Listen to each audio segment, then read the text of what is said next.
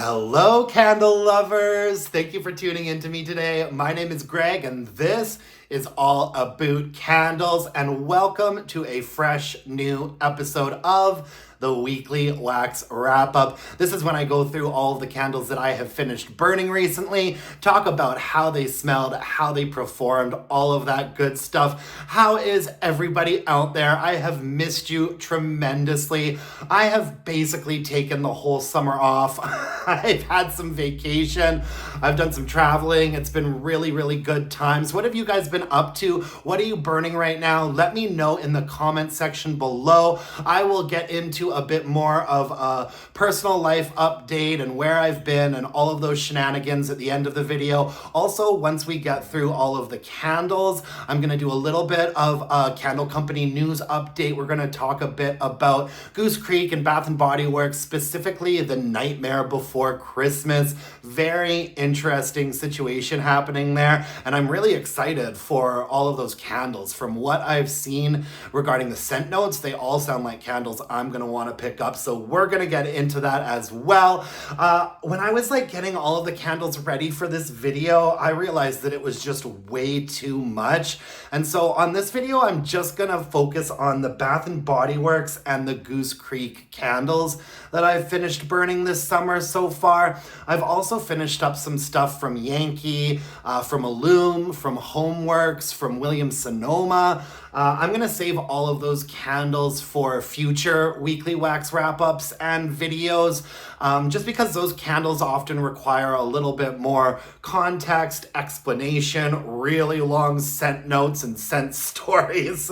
So I'm going to save all of those sort of more miscellaneous candles for a different video, and we are just going to focus on the Bath & Body Works and Goose Creek candles that I finished burning this summer, just for the sake of efficiency and speed.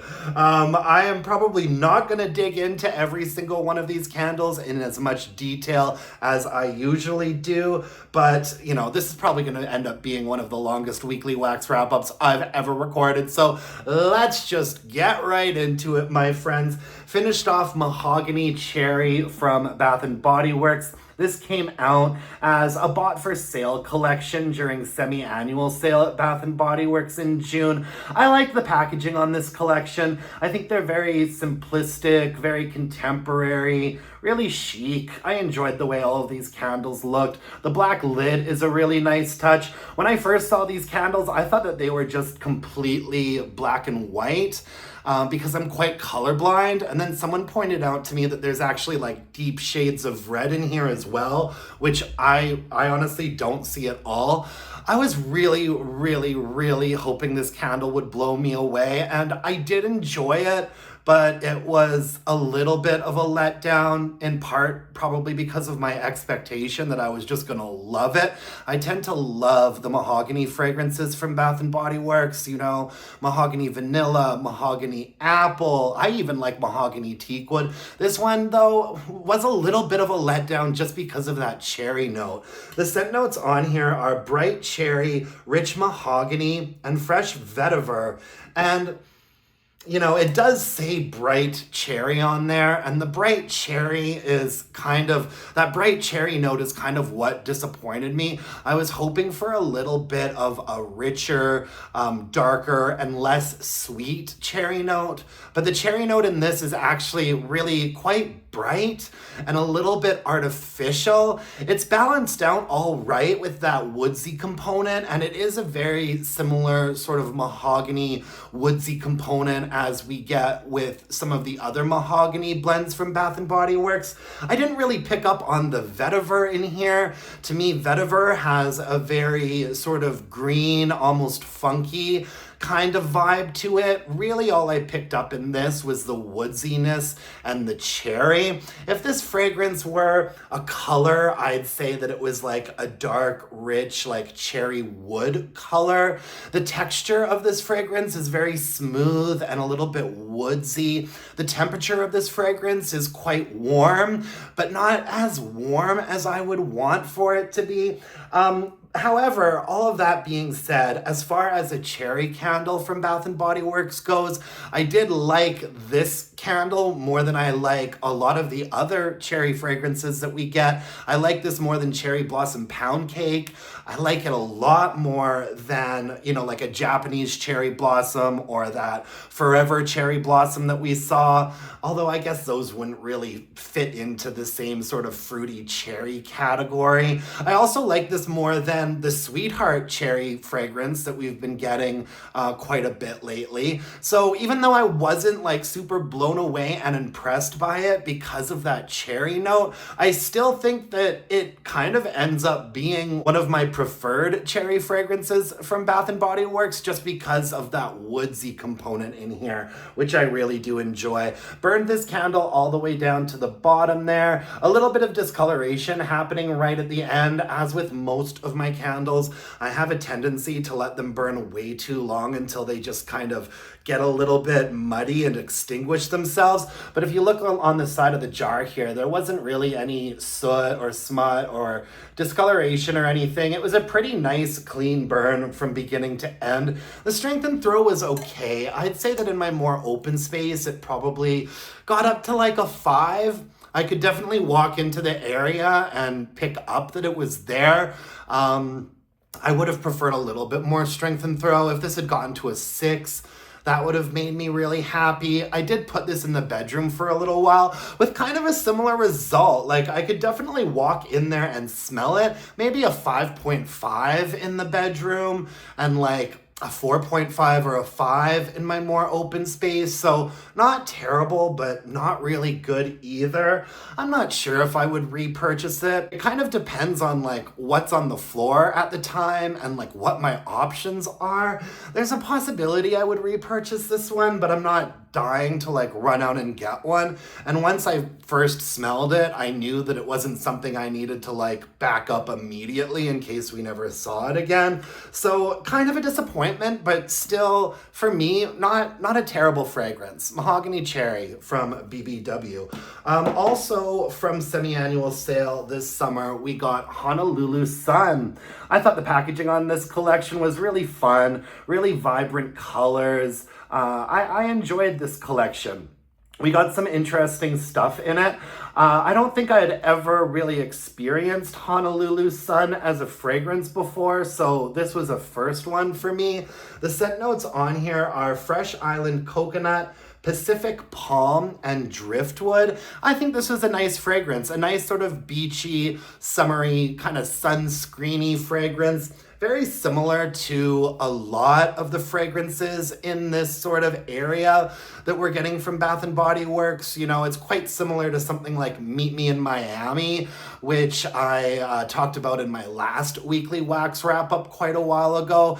I would have loved for a little bit more variety on the floor from Bath & Body Works this summer. Having Meet Me in Miami and Honolulu Sun on the floor at the same time, why not give us something better? Or why not give us back Bronze to Sunset or Tiki Beach? Or, I was pretty disappointed with the selection at Bath & Body Works this summer, but I managed to find some stuff that I like, as I always do. I enjoyed Honolulu Sun. There's nothing particularly interesting that really makes this fragrance stand out for me, but it was very, very pleasant for what it is. It definitely has that sort of lotiony kind of body care vibe to it. I'd say that I pick up on like the coconut, like first and foremost. I would have loved a little bit more of like that green palm tree note. And I also would have loved more of like a driftwood note, but it comes across more to me as just kind of a coconut sunscreen, suntan lotion. I enjoyed burning it though. It definitely fit the vibe for like nice hot summer days. If this fragrance were a color, I'd say that it's a really nice, rich, sort of dark, glowing yellow situation. The temperature of this fragrance is very warm and very humid, and the texture of the fragrance is like very smooth and very creamy, aka a body lotion or a sunscreen. Burn this candle all the way down. It was a really lovely burn, actually. The wax is still quite clean, even though I let this candle burn until it extinguished itself. Didn't really have any problems with soot or anything like that. I was impressed with how it burned. The strength and throw wasn't fantastic though. I'd say in my more open space, I could give it like a 5 or a 5.5. I could definitely tell that it was there when I walked into the area. I never tried this out in a different space though, so overall, I really like when my candles get to like a 6 or a 7 for strength and throw in my more open space, so this one also just falls a little bit below that line for me. Honolulu Sun. Let's move on. Another candle from semi-annual sale in the same collection is this Coconut Lime Verbena. Very, very similar packaging on these candles, just switching up the graphics and the color a little bit. I really do appreciate the nice cream colored lids that we got on this collection though. And oddly, without any sort of a Bath & Body Works stamp or logo on the lid as well. I've used this fragrance as a shower gel before and I enjoyed it. I thought it was really kind of bright and zesty and refreshing. This candle did not perform well though. The scent notes on Coconut Lime Verbena are zesty lime juice, creamy coconut, and lemon verbena. I just don't think that there is a lot of balance to this fragrance. Really, what I pick up on first and foremost is this pretty sharp, astringent, citrusy lime note. And that lime note really kind of overpowers, I think, anything else that might be happening in this fragrance. I do pick up on the coconut a little bit. I mean, lemon verbena, I don't really pick up on that. It's mostly just a very loud, straightforward, juicy lime fragrance with a little bit of coconut in the base of it. And the fragrance on its own, I don't really mind, but this candle really didn't perform very well. If this candle were a color, I'd say that it was like a bright, a really, really bright, light lime color. The temperature of this fragrance was really cool. The texture of this fragrance was a little bit sharp. Burned it all the way down to the very bottom there. No real issues with sooting or anything like that from what I can see. It was a pretty nice clean burn from top to bottom. The strength and throw on this was not great. I mean, in my more open space, it was pretty lost, folks. I'd say it was maybe like a 4 if I'm being generous. I kind of had to search for this fragrance and stand pretty close to it to be able to smell it. I'd say it was like a 3 or a 4 in my more open space. Didn't want to put this candle really in the bedroom or try it out in another space, and so I didn't. And unfortunately, it mostly went kind of unnoticed.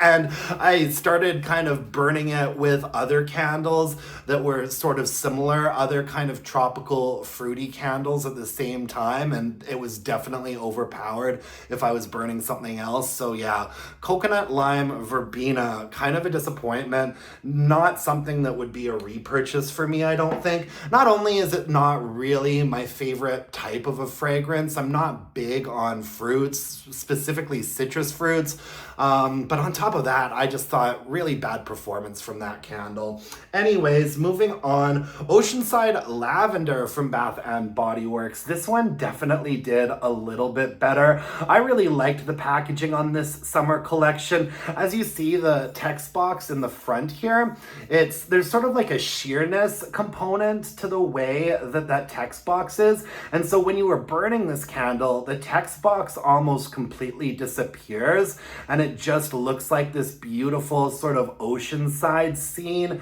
with the big lavender bush there. I really enjoy some of these candles Bath & Body Works has been doing lately with this sort of watercolor, very painterly vibe to them. Really, really pretty. And of course, I appreciate a lid that's not just a stamped metallic lid. I wasn't obsessed with Oceanside Lavender when it first came out. I didn't hate it, but I didn't love it. For whatever reason, I really ended up enjoying it this time around. The scent notes are wild lavender, sweet sandalwood, and calm Calming Waves. I do pick up on a little bit of woodsiness. Honestly though, I wish that sandalwood note was a little bit more prominent. This is first and foremost a very like sharp, straightforward, and stern lavender note, specifically like a French lavender note. So if you kind of are not the type of person that likes those kind of sharp, almost aromatherapy type lavender fragrances, I probably wouldn't recommend this one for you. And then the scent note of Calming Waves, to me in this fragrance, that denotes a really prominent sort of salty, briny component. It's very much like, an Oceanside Lavender, like that sort of salty, briny sea air with a very, very stern, prominent lavender note. If this fragrance were a color, it would definitely be like a deep, like rich, kind of purple color. The texture of this fragrance was quite sharp.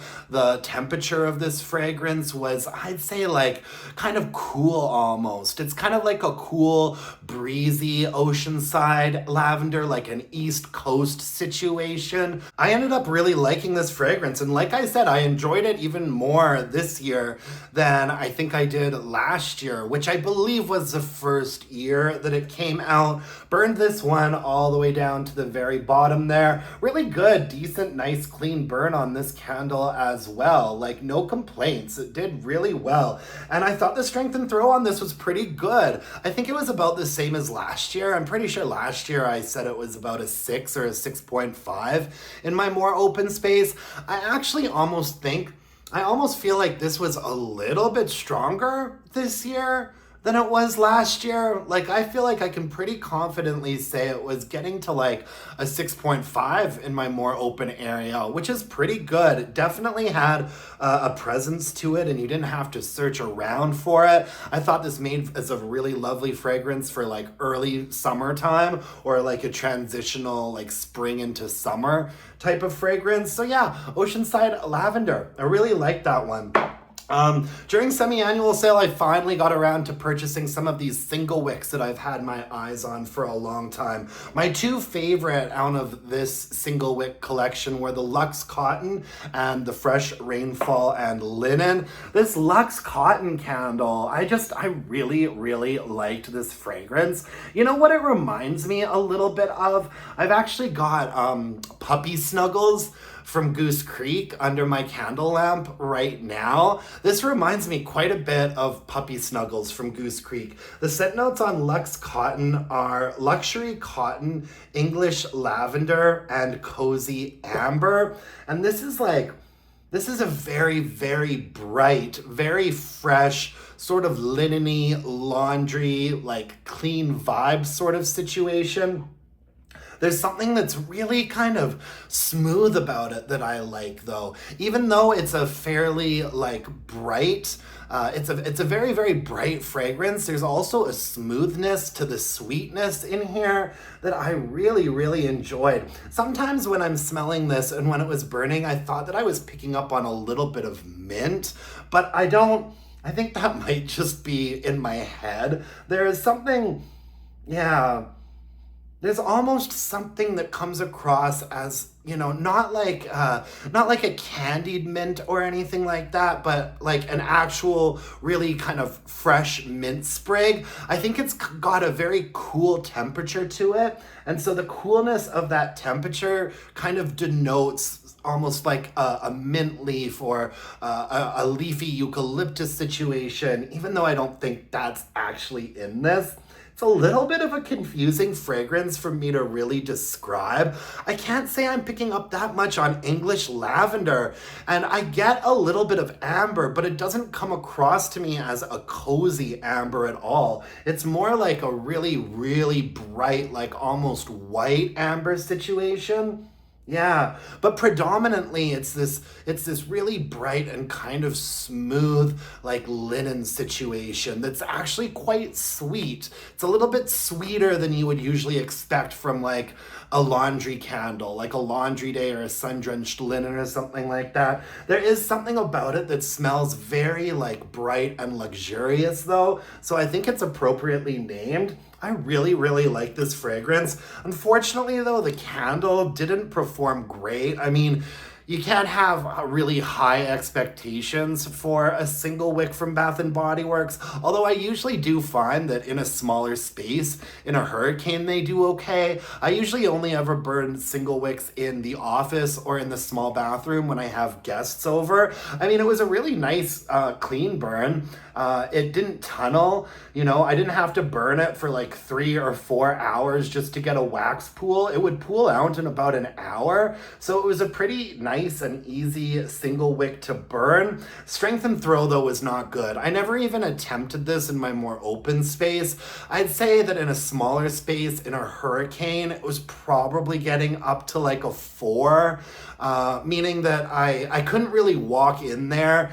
And it didn't really hit me when I walked into the space, but moving around the space, you would catch like whiffs of it when you were kind of near to it. So yeah, I'd say like a 3 or a 4 for strength and throw. Really not great, and that's a little bit disappointing because I like this fragrance so much, and I bought quite a few of these because semi-annual sale, right? However, it's a fragrance that I think is like so interesting and I like so much. I don't even regret buying more of them. The next one, I might try lamping it. See if I get a little bit more out of it by lamping it and just letting the entire candle liquefy all at once and see how it does that way. But as far as just regularly burning it goes, can't really be like recommending this. Yeah. If this fragrance were a color, it would be like a really, really bright, pure white. The temperature on it is kind of cool. The texture of it is quite smooth and sweet. Yeah. Luxe Cotton. Very interesting. I just wish that it had done a little bit better. I do find that some single wicks from Bath and Body Works I can put in a hurricane in my bedroom and get something out of it. You know, later on I'm going to talk about single wick summer boardwalk. That candle does okay in a single wick. Into the Night usually does really well in a single wick. Mahogany Vanilla does well. I'm also burning a mahogany coconut. Mahogany coconut. I'm burning that one right now too. And that I can put in a hurricane in the bedroom and, you know, be able to tell that it's there. Luxe Cotton though, little bit of a disappointment. And from that same single wick collection, I finished off this fresh Rainfall and Linen. Man, I loved this candle. I just loved it. And I thought that this single wick collection just looked so cute, so chic, really contemporary. I really enjoyed the packaging and the fragrances in this collection. This was so good. I mean, a fragrance like this is just really in my sweet spot. The scent notes on here are refreshing rain, lily, and linen. Yeah. I feel like this almost has more of a sort of traditional, sort of straightforward kind of laundry component to it, more so than Luxe Cotton does, but it's balanced out with this really lovely sort of soft aquatic situation. I think a little bit of bergamot is in here, a little bit of saltiness, I think. The bergamot and the saltiness is kind of what's giving it the aquatic vibe, and then a really nice and soft like cotton linen note. Really, really lovely. I think it's a really beautiful fragrance. I feel like this one did a little bit better than Luxe Cotton did in terms of performance. Like, I burned it all the way down there. I didn't have any issues with the burn. Once again, I didn't have to burn it for like 3 hours for it to pool out to avoid tunneling. Like, it burned really quite nicely and cleanly. I'd say that the strength and throw on this one was just a little bit better than Luxe Cotton. Once again, I only burned this in smaller spaces and in a hurricane. I'd say I could give it like a 4.5. So not quite hitting that 5 mark for me. A 5 is like a passing grade, meaning I can walk into the space and detect that it was there. Once again, this one, I had to be sort of moving around the space and I would catch whiffs of it here and there, which was nice and it was really lovely. But once again, I would love for this to have gotten to like a 5 in a hurricane in a smaller space. I also repurchased this one as well already. I just love the fragrance so much. Yeah, really, really lovely. This fragrance were a color, it would be like a really nice sort of soft, almost pastel, like blue color. The temperature of it is sort of cool. And I'd say that the texture of it is really quite smooth and aquatic. Yeah. Fresh Rainfall and Linen. Lovely fragrance, not the most successful candle in the world, but you just can't have really high expectations for single wicks from Bath & Body Works. Okay, Warm Summer Evening. I really, really like this fragrance. I haven't seen a lot of people talking about this fragrance ever since it came out, but I just thought it was absolutely lovely. I really loved the packaging on this collection as well. It almost kind of looks like the patterns that you would see on like the bottom of a pool, like the tiling of like a pool at a nice resort in Mexico or something like that. I love the color on here. I like the patterning. I like the wraparound.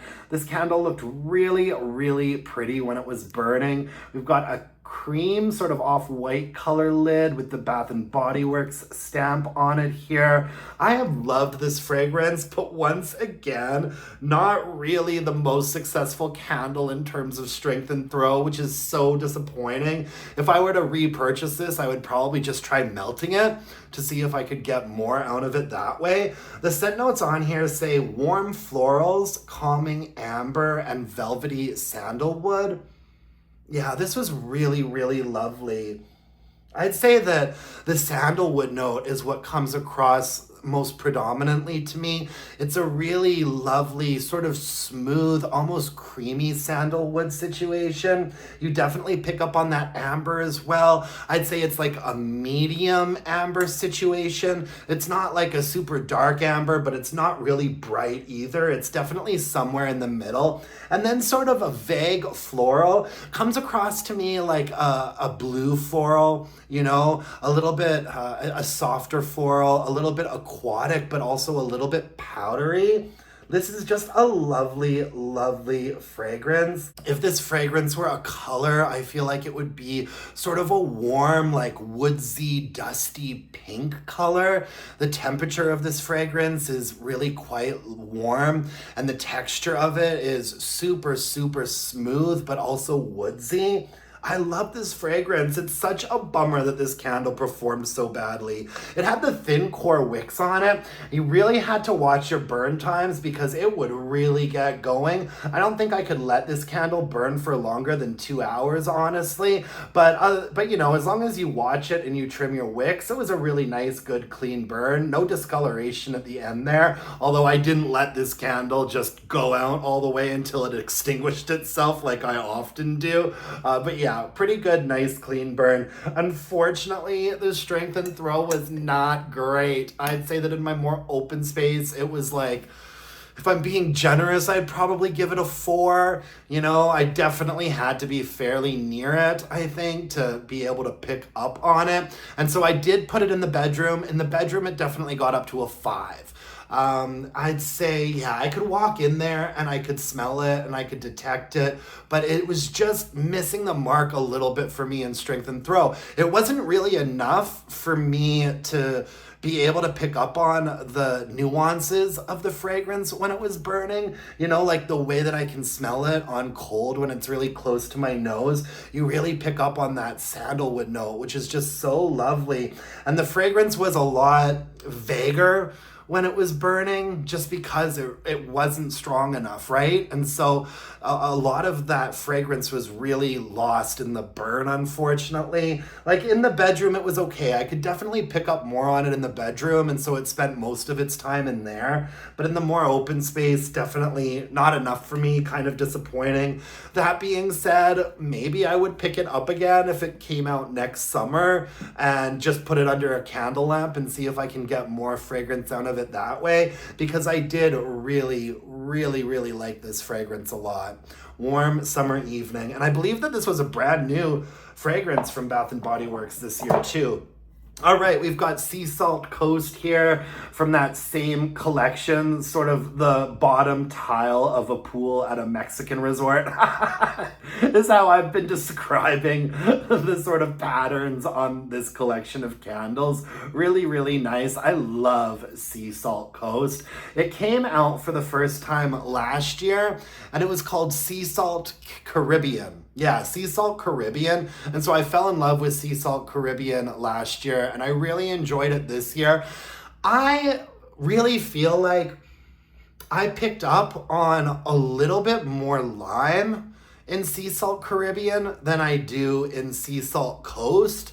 I'm not denying that they weren't total repackages. I believe there was a very consensus-y sort of situation that this was a repackage for sure. However, yeah, for some reason, I really kind of remember Sea Salt Caribbean having a little bit more of a lime note to it. The scent notes on here are salted driftwood, lime, and ocean breeze. This is the type of candle that is right up my alley. I love like salty, aquatic, oceanic, briny candles like this. One of my favorite types of candles to burn in the summertime.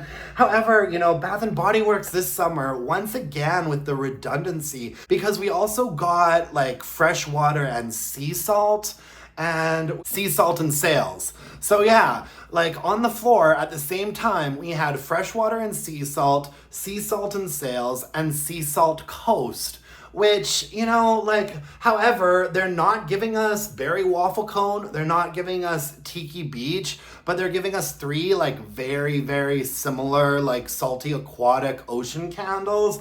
I wish that we had just had a little bit more variety, a little bit more to choose from at Bath & Body Works, this summer. Now, out of those three candles, Sea Salt and Sails, Freshwater and Sea Salt Coast, I'd say that this one, the Sea Salt Coast, is the strongest. I'd say that my favorite of those three fragrances is actually the Freshwater and Sea Salt, but I'm halfway done burning that right now, and it's very, very light. Like, very light, almost undetectable. So I'd say that out of all of those, this Sea Salt and Coast is the best candle, and I just love it. It's very, very, very oceanic. It's very salty. It's very briny. It really evokes that sort of East Coast at the beach. Maybe it's not necessarily the hottest day. It's a little bit of a cooler day. Like there's a little bit of a crisp, chilly wind coming at you on this Sea Salt Coast. I really like it. And this candle performed really, really well too, just like Sea Salt Caribbean did. Well, I wouldn't say really, really well. I'd give it probably about like a 5.5 in my more open space, and like a 6 or a 6.5 in a bedroom or a smaller space.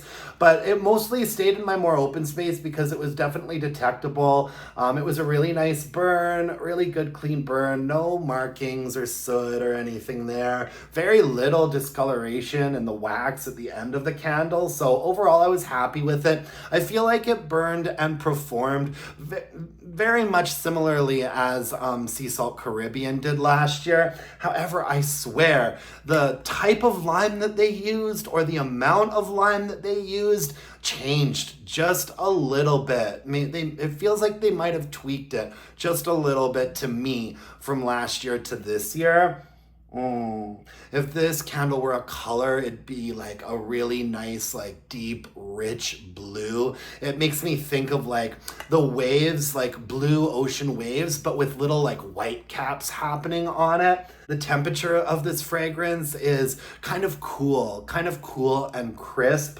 The texture of it, yeah, like kind of crisp and sort of salty, really lovely. Yeah, I liked Sea Salt Coast a lot. I do hope that this one keeps coming back every year. I prefer it.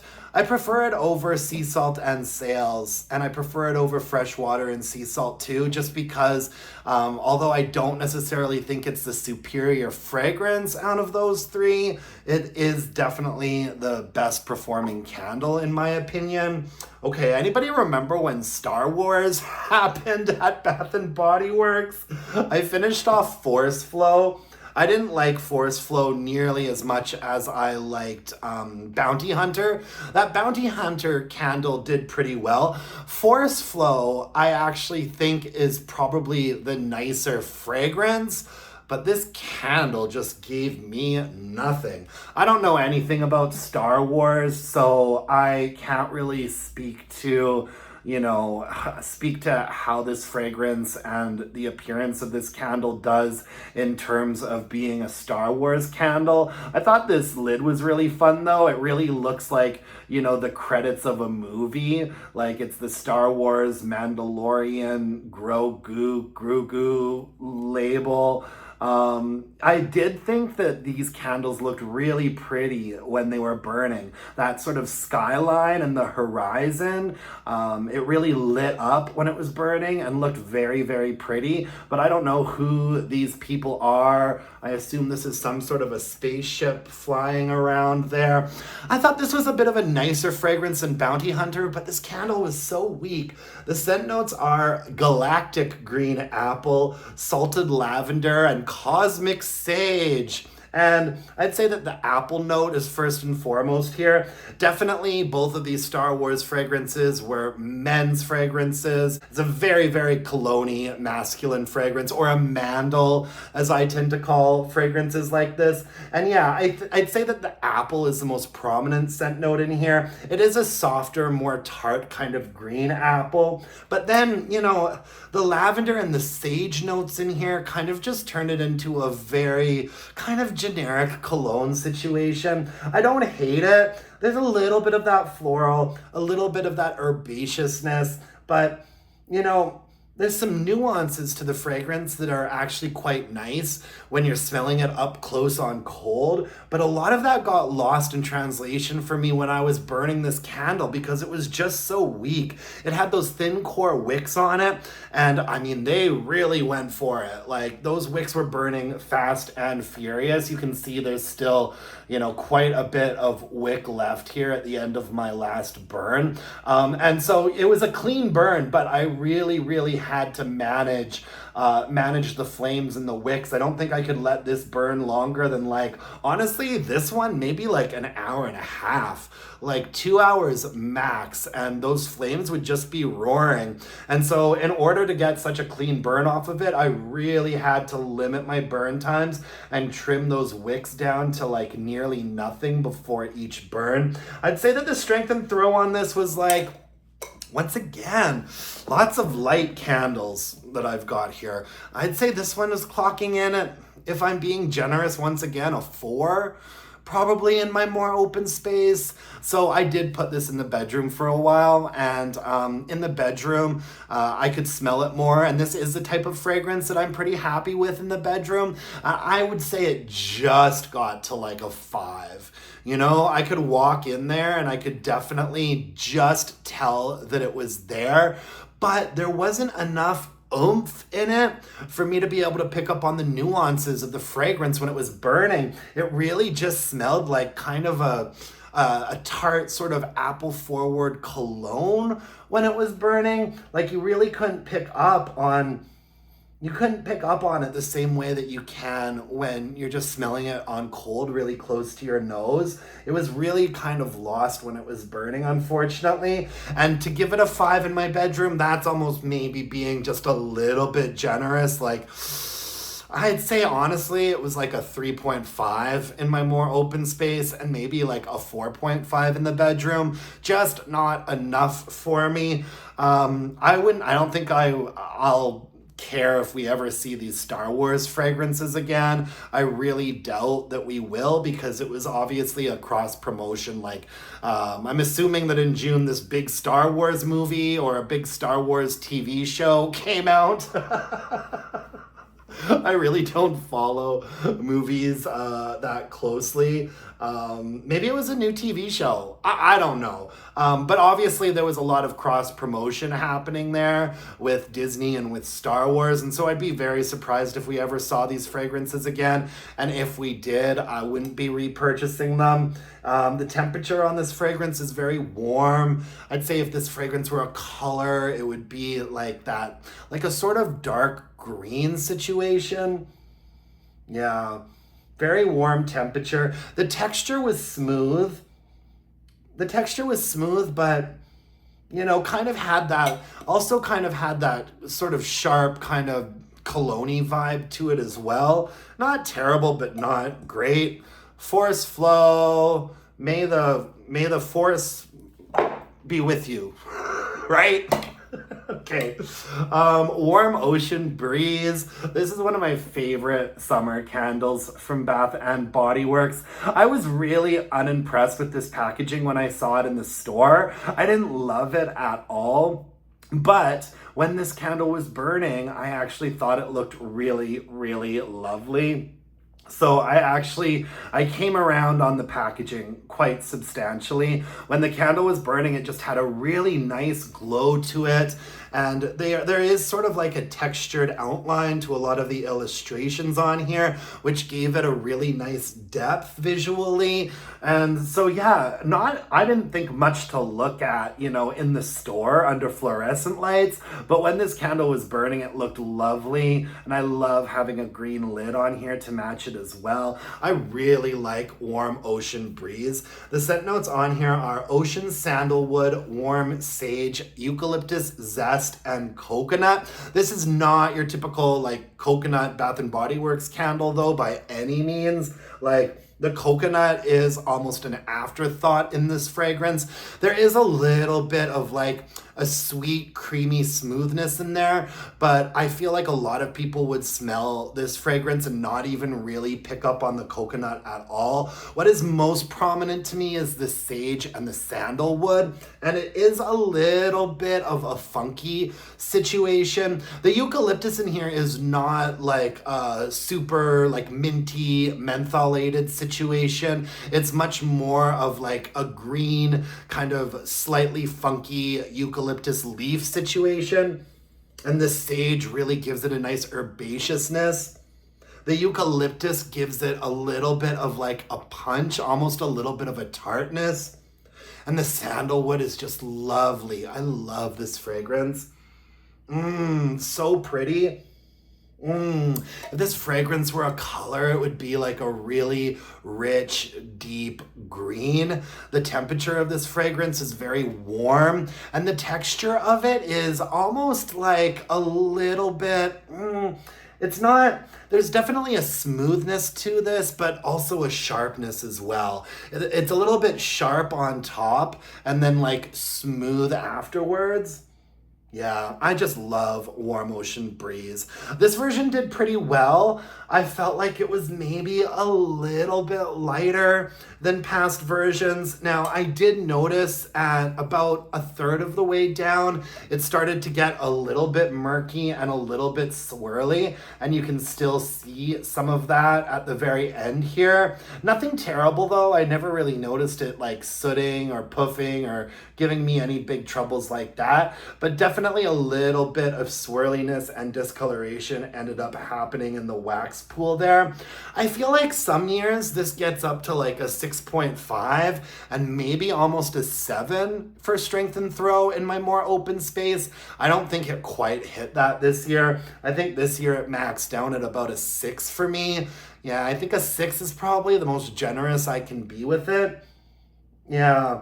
I mean, not terrible by any means. I'm happy with it. I'm happy that they gave me one of my favorites back this summer with warm ocean breeze. It feels a little bit more muted than usual though. Yeah.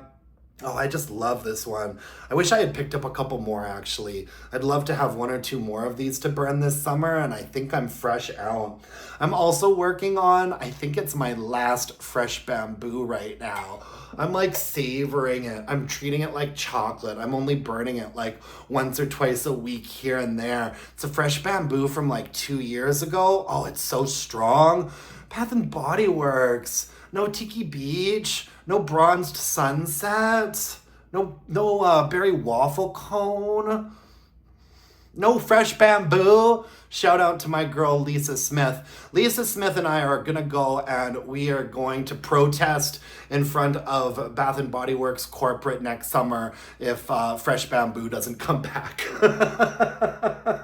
Yeah, warm ocean breeze, really, really lovely. Hope that we continue to see it in the summertime.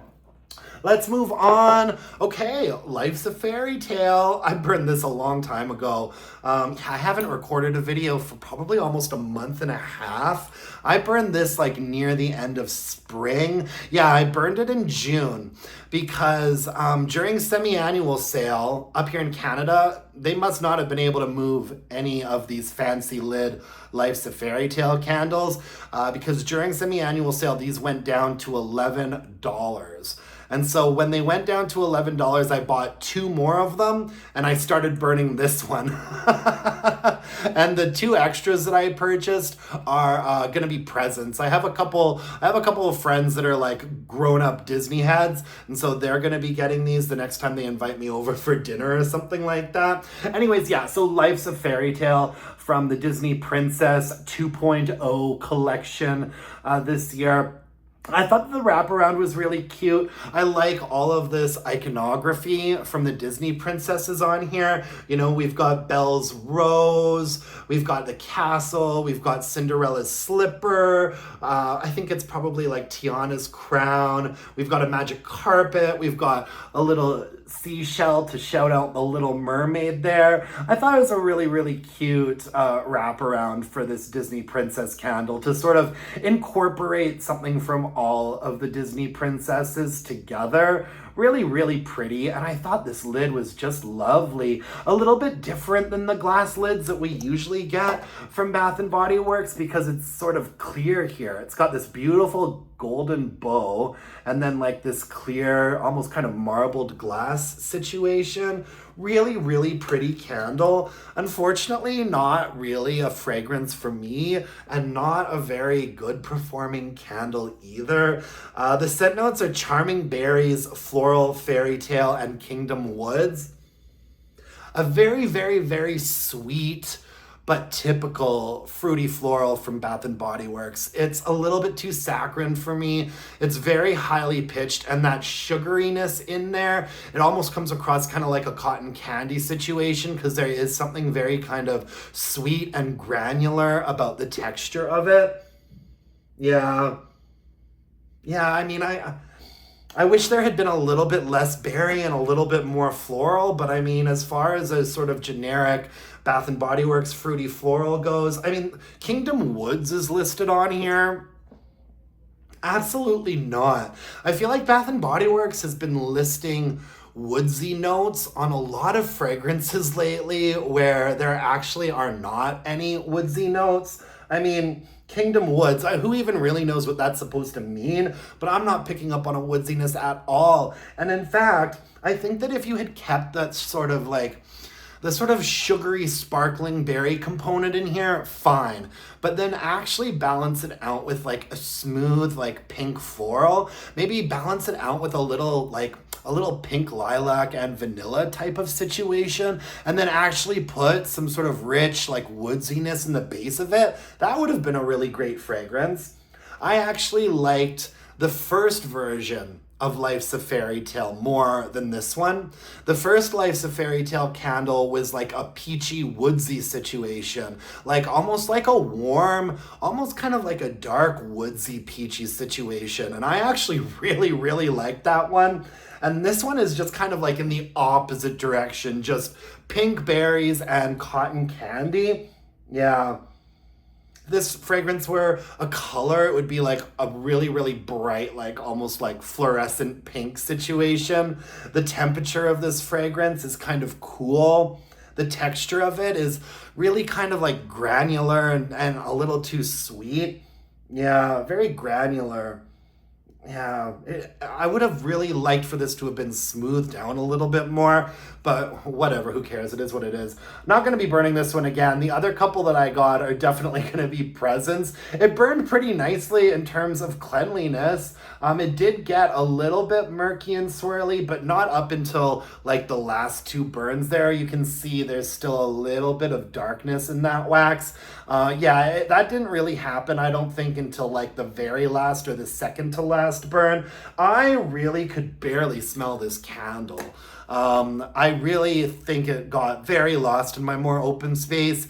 I'd say maybe it was like a 2 or a 3. A 2 or a 3, by the way, means that like my nose needs to be like 2 or 3 feet away from the candle to really be able to smell it, even when it's burning. I really had to search this one out and like literally hover above my coffee table, like to be able to smell it at all. And then putting it in the bedroom, not much better. Not getting to that 5, which I consider a passing grade. In the bedroom, maybe like a 3.5 or a 4. Like I could smell it when I was like walking right past it, and that's about it. Kind of a bummer, but you know, since it wasn't a fragrance that I was super obsessed with in the first place, you know, this is definitely one that I kind of did for the channel, and I think I'm gonna stop doing that. You know, buying candles just because I don't want to feel left out and I want to be able to talk about them. I feel like maybe I should like stop doing that, because when I buy a candle that is a fragrance that I know I'm not really gonna love, then I'm just coming across like a bitchy, like grumpy old man when I go to do the review about it. So I don't want to rain on anybody's parade, but at the same time, you also never know when a candle's gonna be great once you start burning it or warming it. You know, it might be something that you really don't like on cold, but then when you actually get around to burning it, it really warms up. And then also sometimes there are fragrances that I'm not obsessed with the first time that I smell them, but then by like the 3rd or 4th burn, all of a sudden something kind of clicks and I love it. That happens sometimes too. So I don't know what I'm gonna do, but this particular version of Life's a Fairy Tale, not going to be a repurchase for me, I don't think. Let's move on to something that I really, really love. I love Fiji White Sands from Bath & Body Works. Fiji White Sands has been coming out for a really long time now, and I'm so happy the last couple of years just to see it in this neutrals packaging. You know, honestly, if I had my way, I kind of would almost just want all of the candles at Bath & Body Works to look like this. I really do gravitate towards just very, very simple, like more contemporary packaging. And I loved the neutrals line from Bath & Body Works this year because it had some of my favorite fragrances in it. It felt like the neutrals line for sort of spring and summer from Bath & Body Works was made especially for me, because there was blush amber and peony, pink lavender and espresso, Fiji White Sands, mahogany coconut, rosewood and suede. Some of my very, very favorite fragrances from Bath & Body Works in this spring summer's neutrals line, and I love Fiji White Sands. The scent notes on here are fresh cut sugarcane, white nectarine, and sandalwood. Oh, this is just so good. This fragrance is really quite sweet, but it's balanced out so well by like a smoothness and a creaminess that I just love. I feel like this candle kind of gives off a bit of a coconut vibe, even though there is actually no coconut in this fragrance. But when you sort of blend that sugar cane and the nectarine and the sandalwood, something about it kind of almost gives off a bit of a coconutty impression to me. It's a very sweet, kind of beachy, a little bit fruity, a little bit woodsy. And even though, you know, the scent note is fresh cut sugarcane, which is a scent note that might, you know, kind of deter me in a fragrance when I see that. I think it's going to be something really sweet and granular, but I just think that this fragrance is so expertly balanced. I really love this fragrance in a hand soap. If this fragrance were a color, it would be like sort of bright white, like sandy situation. Sandy would be how I would describe like the texture of this fragrance, but it's also smooth too. It's got like a smoothness and a sandiness to it.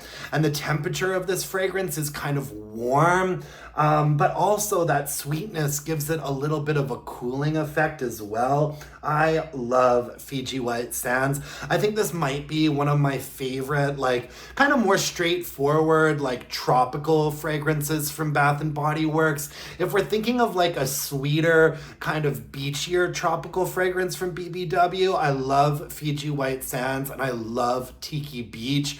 And one of the things that both of those candles I think have in common is that they do lean a little bit sweeter, but there's also a nice balance and a smoothness to them that I really appreciate. And I love Fiji White Sands so much. This candle burned really well. I burned it all the way down to the bottom there. This one did give me some troubles at about the halfway point with dudding out and itty bitty wicks and teeny tiny flames. I just let it burn and burn and burn, and it eventually fixed itself. And as you can see, those wicks were doing really well by the time that it got going again. However, letting it burn so long to fix itself did create a little bit of discoloration in the wax pool, as you can see there. I wouldn't say that this is the best version of Fiji White Sands I've ever burned, both in terms of like the burn performance and the strength and throw. I feel like the first time it came out in the neutrals line, which was either last year or maybe the year before, I feel like that one was a really, really good one. This one I felt like I had a couple more issues with, you know, just in terms of that dudding out and then the discoloration here. I'd say that the strength and throw on this one was probably like a 5.5 or a 6 in my more open space. Usually I feel like I can say Fiji White Sands is a very solid like 6 or 6.5.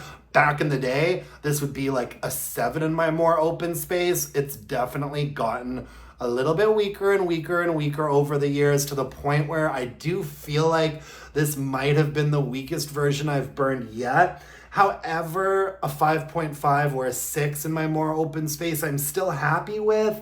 Like, it's still acceptable. It's just not great. Didn't they say on that last CEO call that they are going to up the amount of fragrance in their products? Because it's like the emperor has no clothes. Like, the jig is up. Like, all of your products keep getting lighter and lighter and lighter.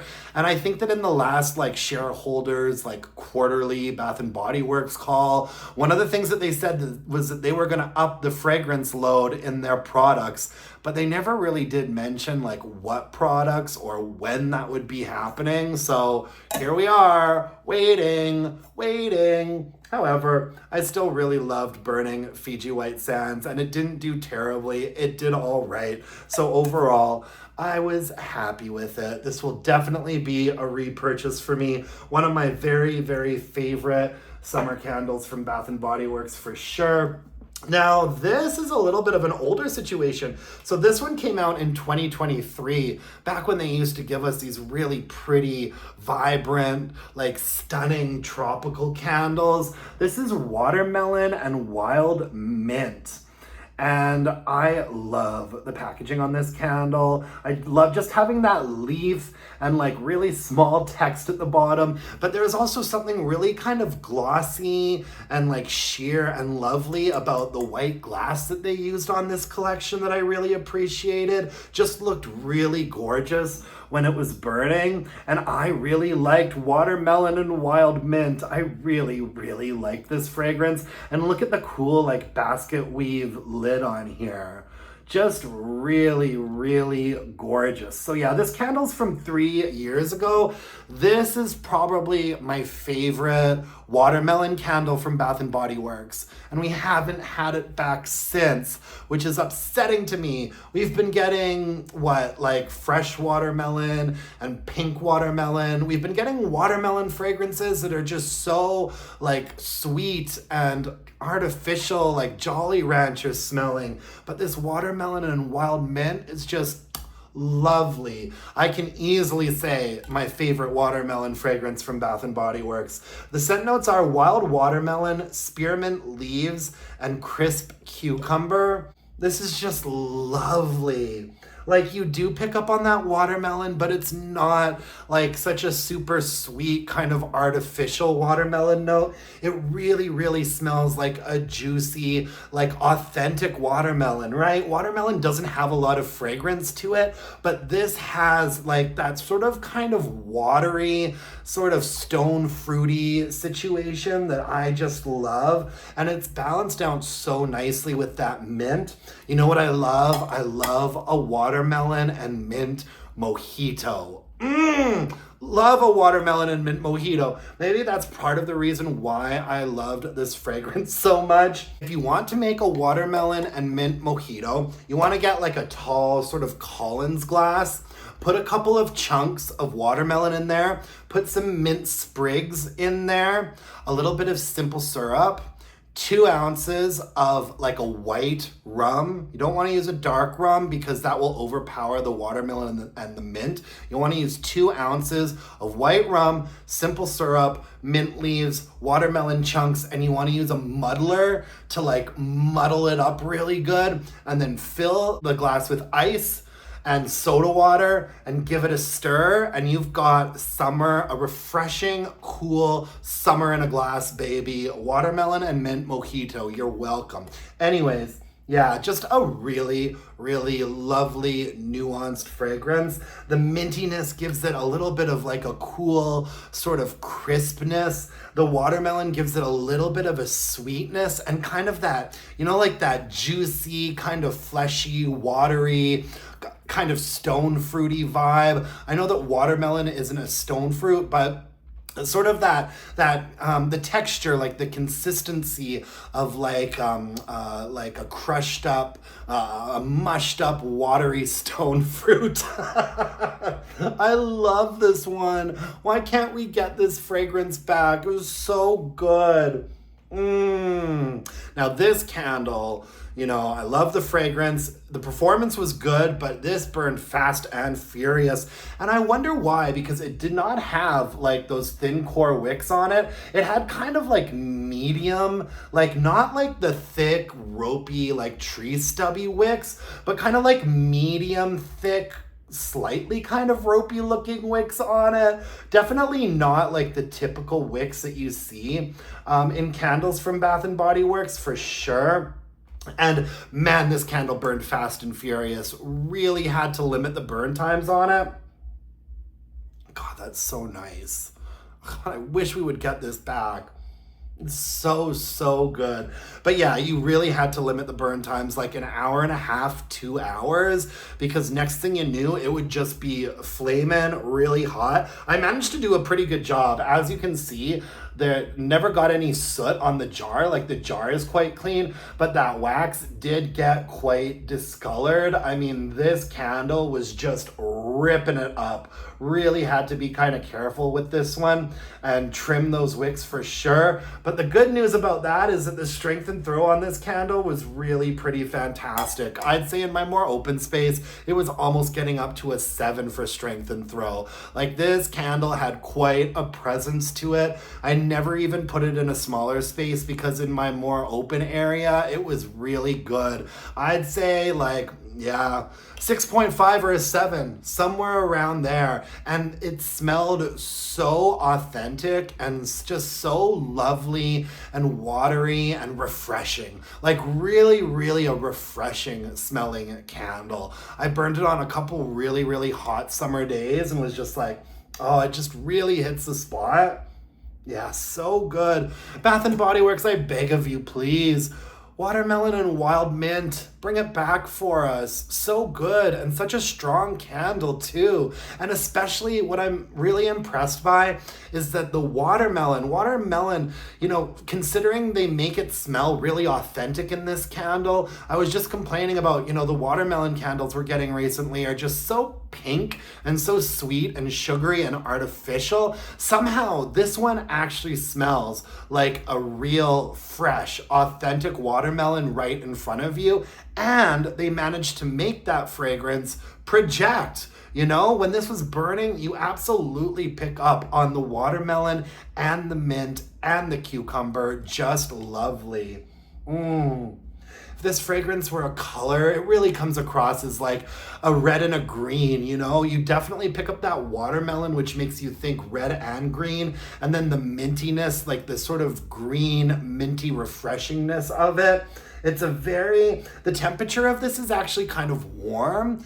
It's got like a bit of a warmth to it, which I found really interesting. And the texture of it is just really smooth and watery and juicy, just lovely. Yeah. So good. Watermelon and wild mint. Please bring it back, Bath and Body Works. Okay, another summer fragrance that Bath and Body Works refuses to give back to me is Bronzed Sunset. And this one is from last year, I think, 2024. Yeah, I really, really liked this summer collection last year. I thought these candles looked just lovely. Kind of almost like a terracotta pot or something. And yeah, Bronze Sunset is one of my favorites. Really fun lid on this one as well. Once again, almost kind of like a basket weave sort of pattern on the lid there. We've got a little seashell. We've got that glowy sort of bronzed sunset color in the back there. I love Bronze Sunset. Why won't they bring it back? I feel like they've replaced Bronzed Sunset with that Sunlit Glow candle. And that Sunlit Glow candle is like not very good for strength and throw, and it's a far less interesting and nuanced fragrance than this Bronzed Sunset is. I just love this candle. The scent notes on here are exotic coconut, island waves, and soft musk. I just love this one. It gets a little bit into kind of like a body care territory, but not nearly as much as like Sunlit Glow or even this Honolulu Sun does. No, something about Bronzed Sunset really comes across as smelling like really quite natural. It's so warm. It's definitely like coconut first and foremost. And then there's also a little bit of beachiness happening there, a little bit of like a saltiness, an airiness. There's almost like a thick sort of humid component to this fragrance. And it's very musky, very, very musky as well. And yeah, but it's not like a musky situation that immediately takes you to like an extremely like perfumey, women's perfume, mature sort of situation. The coconut note in here reminds me a lot of Drenched coconut from Goose Creek. Yeah, and then a little bit of that salty, oceanic brininess and that muskiness. Yes, I love it so much. If this fragrance were a color, it would be this color. Just like sort of a glowy, like orangey-ish red sort of situation. The temperature of this candle is extremely warm. The texture of it is very like thick and smooth. Like I said, there's almost kind of like a humidity to this fragrance that I really enjoy. I just love Bronzed Sunset. So good. I really wish Bath & Body Works would bring this back. Man, they've been bumming me out with their summer selection this year. Oh, God, I sound like such a cranky old man broken record in this video, and I do apologize, but having so many candles to review sort of in this weekly wax wrap-up, like all at once, really does sort of speak to some of these trends that I'm seeing that I'm not like super impressed with. Anyways, this candle burned really well. Burned it all the way down to the bottom there. I do think that the last couple of burns on this were a little bit of a struggle, but nothing terrible. Since it was so close to the end, I did remove a little bit of wax from this one just to like give it one or two good last burns at the end there. And so because of that, I think maybe we saw a little bit of discoloration there. The strength and throw on this was really good. I'd say in my more open space, this was getting up to like a 6.5. Easily, maybe almost a 7. Like this candle really had a presence to it. Like I say, I feel like they've kind of replaced this with Sunlit Glow, and that Sunlit Glow is like maybe a 5 for strength and throw in my more open space. Like not great, whereas this one was really good, like very, very, very adequate. And yeah, in my more open area, like very detectable and noticeable. Oh, come on, Bath & Body Works. Give us back some of these good ones. Yeah, Bronzed Sunset. Love it. Okay, moving on here. I also finished Pastel Taffy. And this is from the collection that came out last summer. Yeah, 2025 here. The scent notes are sticky saltwater taffy, tropical fruits, and vanilla sea salt. I thought this collection looked kind of fun. I feel like this year, it's kind of like these collections, this from last year, this from this year, these collections were like very similar. They came out around the same time, had kind of a similar vibe with very similar fragrances. Although we didn't get Pastel Taffy back this year. I actually kind of like this. It really, really does smell like a smooth, like sweet saltwater taffy. However, I gotta bring your attention to this here. You see this hole in the wraparound? Yeah, that hole in the wraparound is because this candle got so hot and the flames got so fast and furious that it was licking this side of the jar and burned off this little piece of the wraparound label. Otherwise, it was a really pretty wraparound label. I liked this collection from last year. We also had Palo Santo in this collection and Sugar Cone Crunch, but this scares me.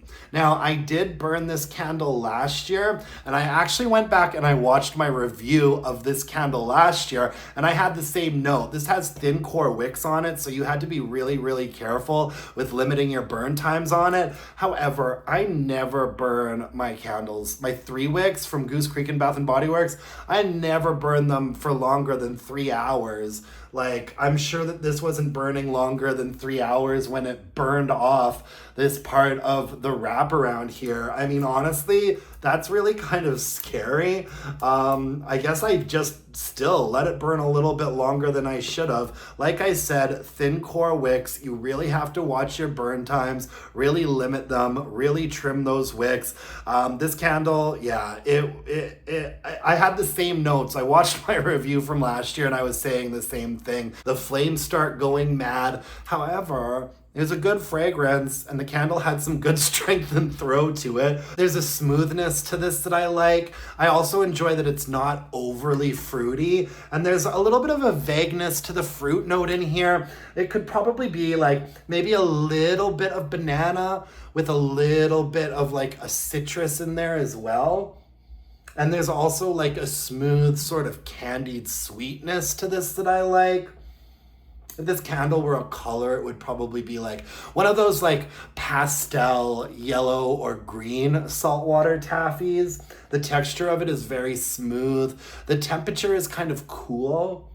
Yeah, I mean, I like this fragrance. I liked it enough last year that I repurchased it, but I'm still just a little bit alarmed that, you know, having taken my eyes off of it for just a moment there, like I never saw it like spark. I never saw like the wraparound actually spark or flame or anything, but the fact that the side of the jar there got so hot that it started peeling off the wraparound is very concerning. Last year that didn't happen, but I did note in my video that you had to be really careful with this candle because it was just burning so fast and furious. Burned it all the way down to the bottom there. I'm actually kind of surprised that the wax isn't more discolored than it is, considering the way that this candle was burning sometimes. Like, that still looks very clean and white to me for the most part. Strength and throw is probably a 6.5 in my more open space. Really good strength and throw, especially considering that it smells like it's going to be a little bit of a lighter fragrance on cold. Doesn't smell really like it's going to be, you know, a powerhouse, but it did pretty well. So yeah, Pastel Taffy. Didn't get it back this year. Kind of doubt we'll be seeing it again, but you never know. Reminds me a little bit of, what was that Easter candle we got a couple years ago? Was it Easter Candy Basket? Reminds me a little bit of Easter Candy Basket, actually. Not the same, but kind of like that similar sort of smooth, sweet, candied fruitiness. I think Easter Candy Basket was really more of a straightforward orange candy, whereas the Pastel Taffy, I'd say there was a little bit of orange, a little bit of banana, maybe a bit of lime in that sort of fruit mix. Moving on, Cactus Blossom. Yeah, from this same semi-annual sale collection with Mahogany Cherry that I was just talking about. I like the packaging on this semi-annual sale collection. I really, really do. I love a black lid on a candle when it's appropriate. Really lovely. I like Cactus Blossom a lot. I'm sure all of you guys have probably smelled this fragrance at one point. I really enjoy it. I know that it's around all the time and it's been around forever, but I've got nothing against Cactus Blossom. The scent notes are desert cactus flower petals, fresh sparkling citrus, and warm vanilla coconut. And it's that vanilla coconut note in there that really hooks me. You know, there's like the floral component in here is really kind of generic and really not that unique, but the way that it's balanced out with this sort of smooth, slightly sweet, like creamy coconut situation, I really like. Like I love florals that have like a strong, smooth kind of vanilla component to them. And this definitely has that. You'd think that a cactus, with a floral that's evoking the name like a cactus flower, you'd think that it would be a little bit more of like a stern, almost kind of prickly fragrance, but it's not. It's really lovely and soft and watery and smooth and sweet. Yeah, I like Cactus Blossom a lot. And so I pick one of these up every now and then, and it actually is one of those candles from Bath & Body Works that I think has stayed fairly consistent over the years. Burned it all the way down to the bottom there. A little bit of discoloration, but nothing major. I'd say that the strength and throw on this in my more open space was probably like a 5.5. So definitely had a presence to it. I could smell it. It was good. I put it in the bedroom for a little while. It was probably getting up to like a 6 or a 6.5 in there. And once again, this isn't one of those fragrances that on cold you're necessarily expecting it to perform really well. It smells really kind of light and nuanced on cold, but this actually does really well, and I was really happy with how this version performed. Sometimes when we get candles for semi-annual sale that are like specifically released for semi-annual sale, you do notice that it feels like they put less fragrance oil, like they're cutting corners in the formula here to be able to justify those really cheap prices that people are going to be buying them at. But this one seemed pretty consistent to me with how Cactus Blossom kind of always performs. So yeah, I was also happy with that one.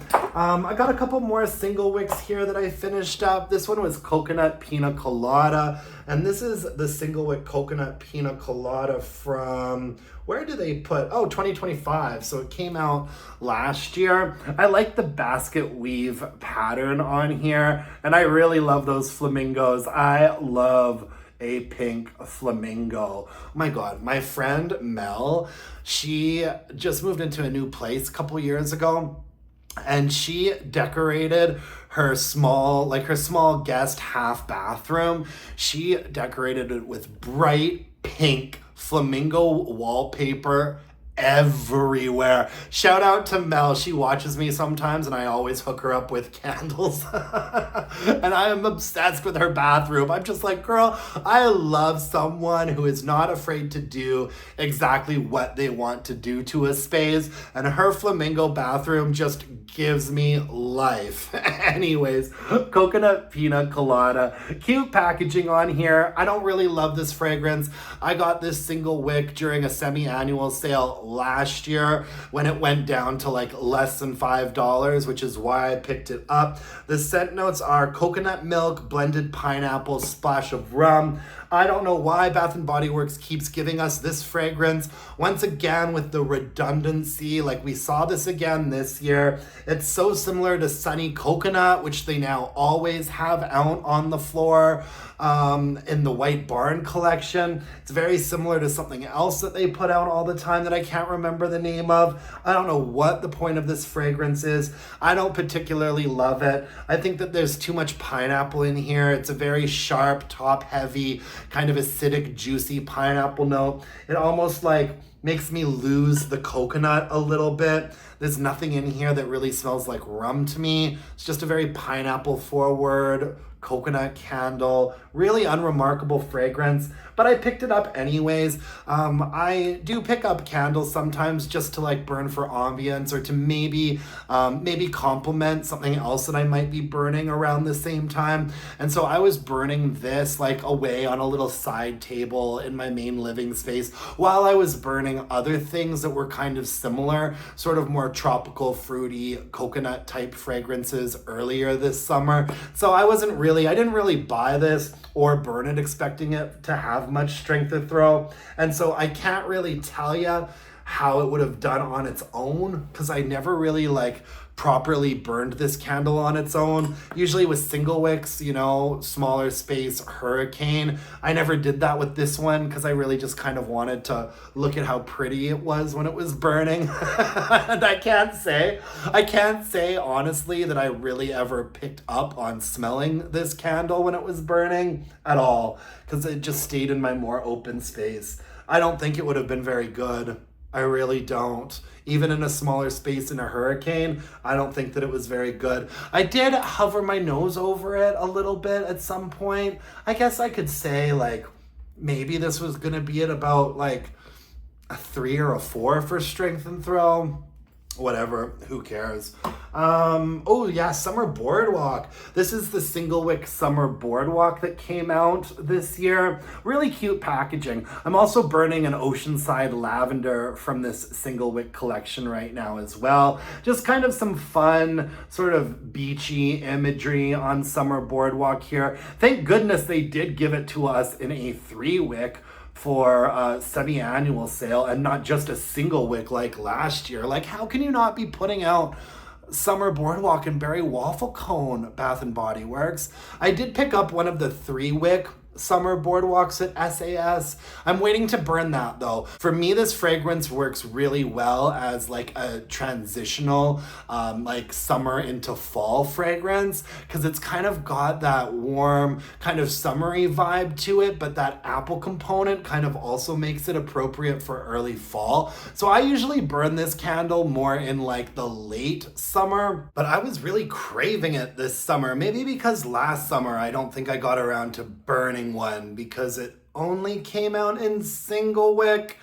I don't remember, whatever, who cares? You all know probably what Summer Boardwalk smells like. The scent notes are caramel glazed popcorn, warm taffy apples, and salty sweet cream. I love Summer Boardwalk, I really do. It's really a little bit more gourmandy than where my taste preferences usually lie, but something about this one is just so warm and sweet and fun and nostalgic. I always like Summer Boardwalk and I burn 1 or 2 almost every summer if it comes out. And this does pretty well in single wick form. In fact, I burned this one in my bedroom.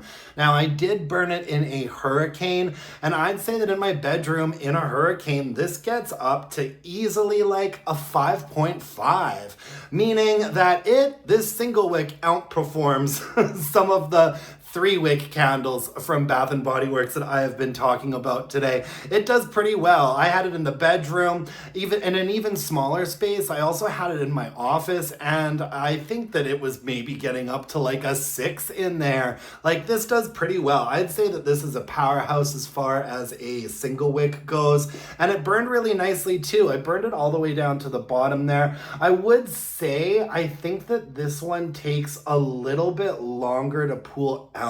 I seem to remember, and you can actually see that last burn at the bottom there never even really pooled out completely. So along the edges there, you can see that it never completely melted out to the edges. I feel like the first time that I burned this, I had to give it like 3 hours at least for it to pool out.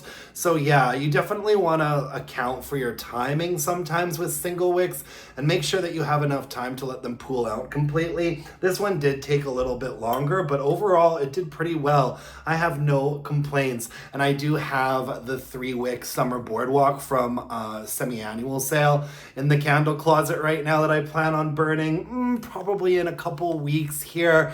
I love summer fragrances. It's my favorite season for fragrance.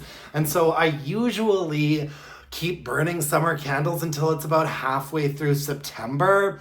It doesn't help that fall is probably my least favorite season for fragrances.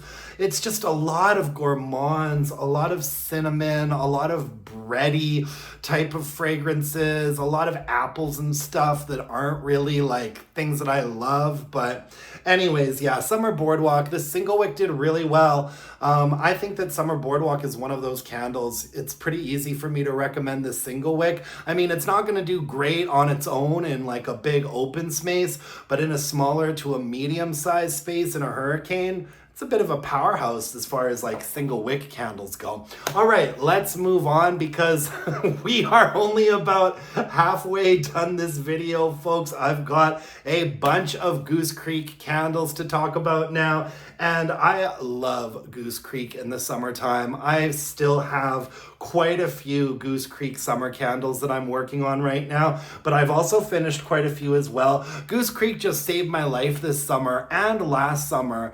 Really saved me because things have just been so crummy for summertime at Bath & Body Works for the last couple of years. Goose Creek really steps up to the plate, and a lot of these candles are still on the website, and they're doing a lot of like summer sale pricing right now. So hopefully you might find some of this information helpful. Let's start off with Misty Cottage Morning. I wasn't a huge fan of the packaging on this, and as you can see, this wraparound here, it got a little bit scratched and just like took some of this wraparound away completely. I actually like the pattern on the wraparound, the sort of white outlines of like seashells and flowers and stuff. I like that part. I'm not a big fan though of like horseshoe shaped pictures like this. Like it's such a literal picture, and I've never been a fan. Bath & Body Works has been doing this a lot lately too, with like the horseshoe shape box in the middle. I don't know why, just something about it. I really like this wraparound, but the horseshoe shape picture in there just doesn't really do it for me. But still, I think that it is a pretty nice looking candle. One of the candles from this collection, Sea Stone and Lotus, is probably one of my new favorite candles from Goose Creek. But anyways, this one is Misty Cottage Morning, and it was good. A little bit unremarkable, I'd say, but still good. The scent notes on here are seaside bergamot, amber woods, sea salt, and fresh cardamom. Yeah, I'm not really picking up on the cardamom in here, to be honest with you. This is a very typical, like straightforward, sort of run-of-the-mill, like kind of salty, slightly aquatic type situation. There is definitely some amber in there. Yeah, there's a little bit of woodsiness and a little bit of like a light amber. But mostly it's that sort of salty, oceanic, airy vibe that I love so much. A little bit aldehydic as well. Yeah, this is very similar to some of the other candles from Bath & Body Works I've been talking about. Sea Salt Coast in particular reminds me quite a bit of this one. And the bergamot though, it doesn't come across as like a fruity or a zesty or a like cologne-y bergamot. It's more that sort of kind of juicy aquatic fruitiness. Yeah, it's good. I liked it. This is very similar. Also in this collection, there was one called Coastal Cottage. I'm about halfway done burning Coastal Cottage right now, almost identical to this. And I think that that is something that Goose Creek could improve on a little bit. They have a lot of candles that they put out that are just so similar to each other.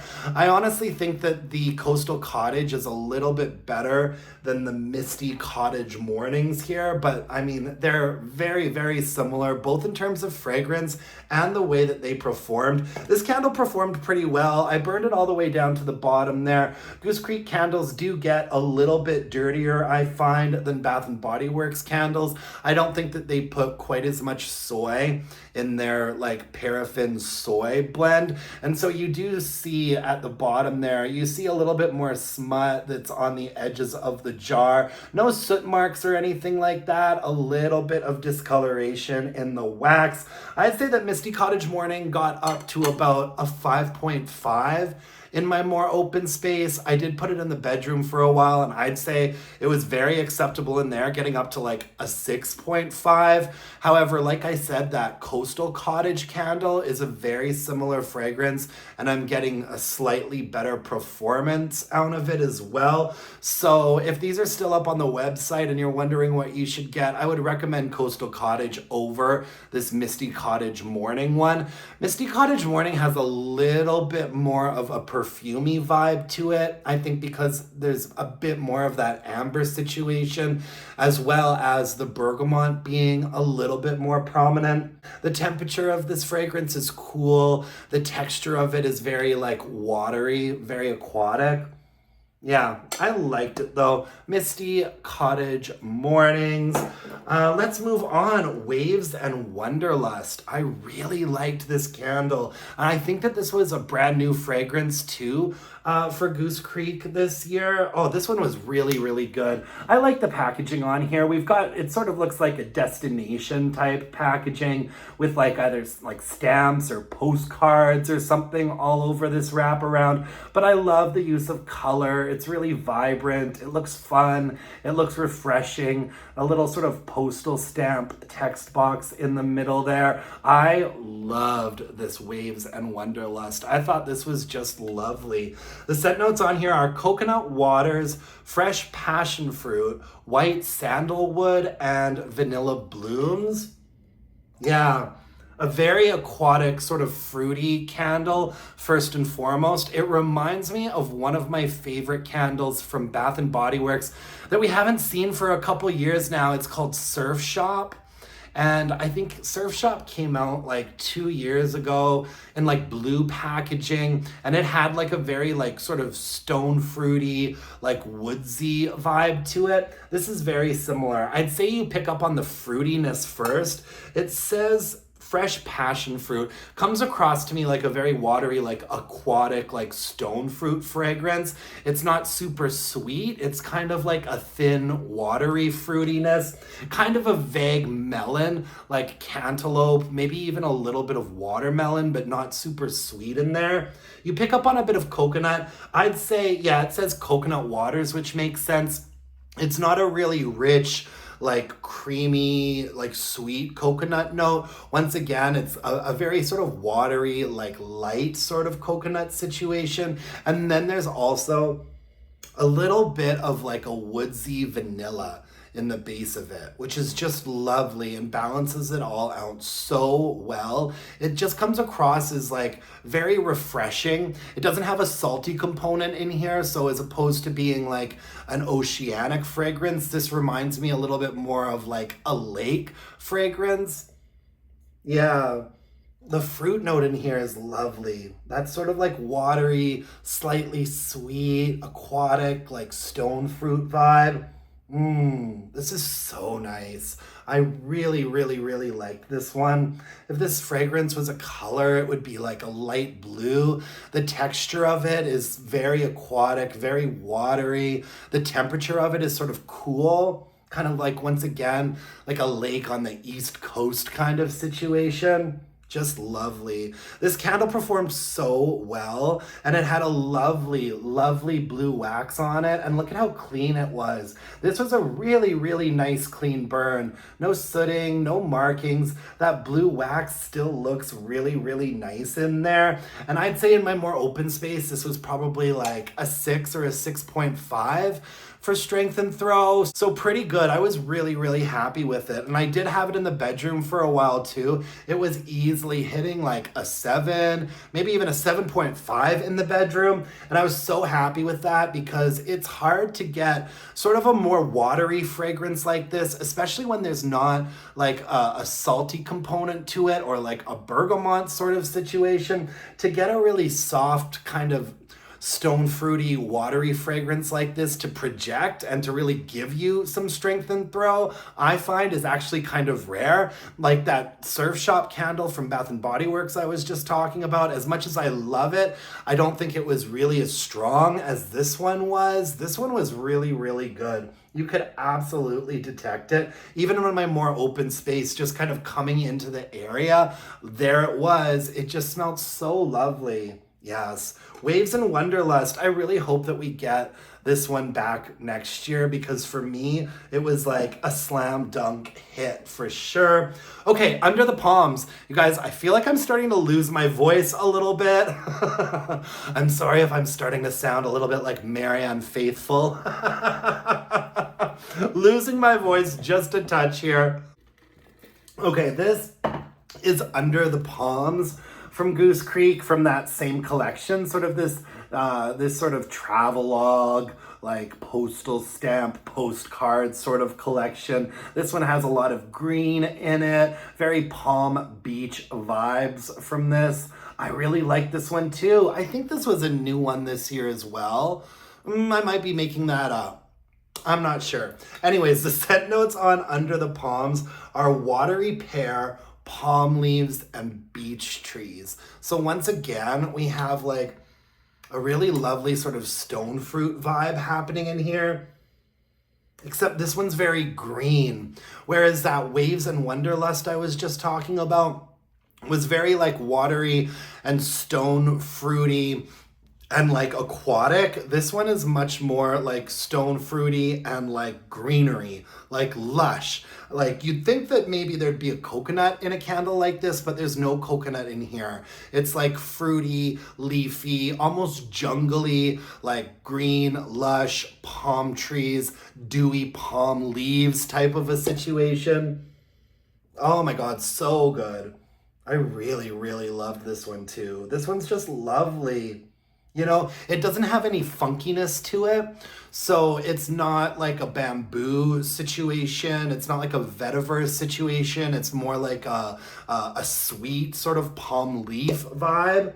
There's something about it that's kind of breezy, but there's also a richness, a little bit of a watery sweetness from the pear, I think they said. Yeah, watery pear, palm leaves, and beach trees. A little bit of a woodsiness as well. Mostly though, this is like a sweet, leafy, lush, grassy type of vibe. If this fragrance were a color, it would definitely be like a light green. The temperature of it is warm. The texture of it is very smooth. I loved this one, and it burned so well. We had beautiful green wax on this candle, really beautiful burn from top to bottom. One thing I don't love about the colored waxes from Goose Creek is that even if the wax looks light when it's not melted, when their wax melts, it always seems to get really, really, really dark. Like this wax looks so light and lovely and green when it's solid, but when it's melted, it turns into like a very, very dark, like untransparent shade of green. But it was still really, really lovely. Burned it all the way down to the bottom there. Can't complain about any dirtiness or sooting or anything like that. I'd say this was easily a 6.5 in my more open space. Very noticeable. I never put it in the bedroom or anywhere. I just loved having it in my more open area, especially on like hotter, beachier days. This just hit the spot. I loved it so much. Yes. Under the Palms. I really hope that one comes back next year too because I want another. Okay, now this caramel dipped banana. I did not like this at all. And honestly, I can't finish this one. I cannot finish this one. I thought that this collection had some interesting ones in it. I'm also burning sweet saltwater taffy from this collection. And I'm also burning, I think it was called cherry and pistachio. And I'm really liking this one. But this caramel dipped banana was a hard no for me. I picked it up because last year I picked up a chocolate dipped banana, and I thought that that was actually really, really nice. It was a nice kind of authentic banana with a lovely kind of like semi-sweet milk chocolatey vibe to it. And so I thought, you know, if I liked that chocolate dipped banana and I didn't find it too sweet, maybe I would like this caramel dipped banana. So I thought I'd give it a try. I really shouldn't have. I absolutely hated the way that this smells. Anyways, this collection, I was kind of weird. I thought this whole collection of candles, the wraparounds would have like palm trees and like beachiness and like lots of greenery and plants and stuff. But then in the midst of all the greenery and stuff on this collection, they'd have like such literal pictures. Like there's a little pot of caramel sauce and then all these slices of banana up amongst the palm trees. Like, I kind of get what they're sort of doing with that, but I mean, like, look at this. We've just got like slices of bananas and little like squares of caramel just floating up amongst the palm trees. Like, I know that like candle packaging isn't supposed to be literal, but something about the packaging on this collection is just kind of weird to me. The scent notes on here are ripe bananas, caramel drizzle, candied pecans, and creamy vanilla. My problem with this is just that caramel note. The caramel note in here is so deep and rich and dark and sticky and so sweet. So sweet. It reminds me of the caramel note in one of my least favorite candles from Bath & Body Works, Caramel Drizzle. It reminds me of that caramel note. It's just so deep and rich and dark and sweet that it really kind of overpowers everything else. Like, I pick up on the banana a little bit. I don't really pick up on the candied pecans. Like, maybe a little bit of nuttiness in there, although no, not really. That dark, sweet caramel note just overpowers everything. Like vanilla, like no, I don't know. Like there's already like such a smooth sweetness to caramel that like a caramel, the vanilla in here and the nut in here, if it's there, it's completely washed out by that really rich, ooey gooey, super sweet, dark caramel note. Oh, I don't like this one at all. And of course, this candle is like one of the strongest candles I've ever burned in my life, which is part of the reason why I can't do it anymore. I've got this much of the candle left over here. I can't do it anymore. I think that I would have to give this candle a 10 for strength and throw. One other, you know what this reminded me of? Last Halloween, I burned a candle from Goose Creek called Very Scary Brownie. No, Scary Cherry Brownie. It was either Very Scary Cherry Brownie or Cherry Scary Brownie, whatever it was. That candle was just so sweet and so strong. It was absurd. I could barely get through that one, and I'm definitely not getting through this one. Yeah, that Very Scary Cherry Brownie, that was definitely a 10 for strength and throw, and I've got to give this a 10 for strength and throw as well. Like if this doesn't get a 10, then I don't really know what does. I lit it in my more open space, and I swear to goodness, before the entire candle even pooled out on its first burn, before it even completely pooled out, it was hitting like an 8 for strength and throw. By the time the entire candle pools out, it is at a 10 for strength and throw. I could not have any other fragrance happening anywhere in my house because this was overpowering it. All the way up in my bedroom, I could smell it. In the kitchen, I could smell it. In the bathrooms, I could smell it. I swear, like if I was burning this and I were to walk up to the front door, I would be able to smell it before I even came inside. This candle was just too much.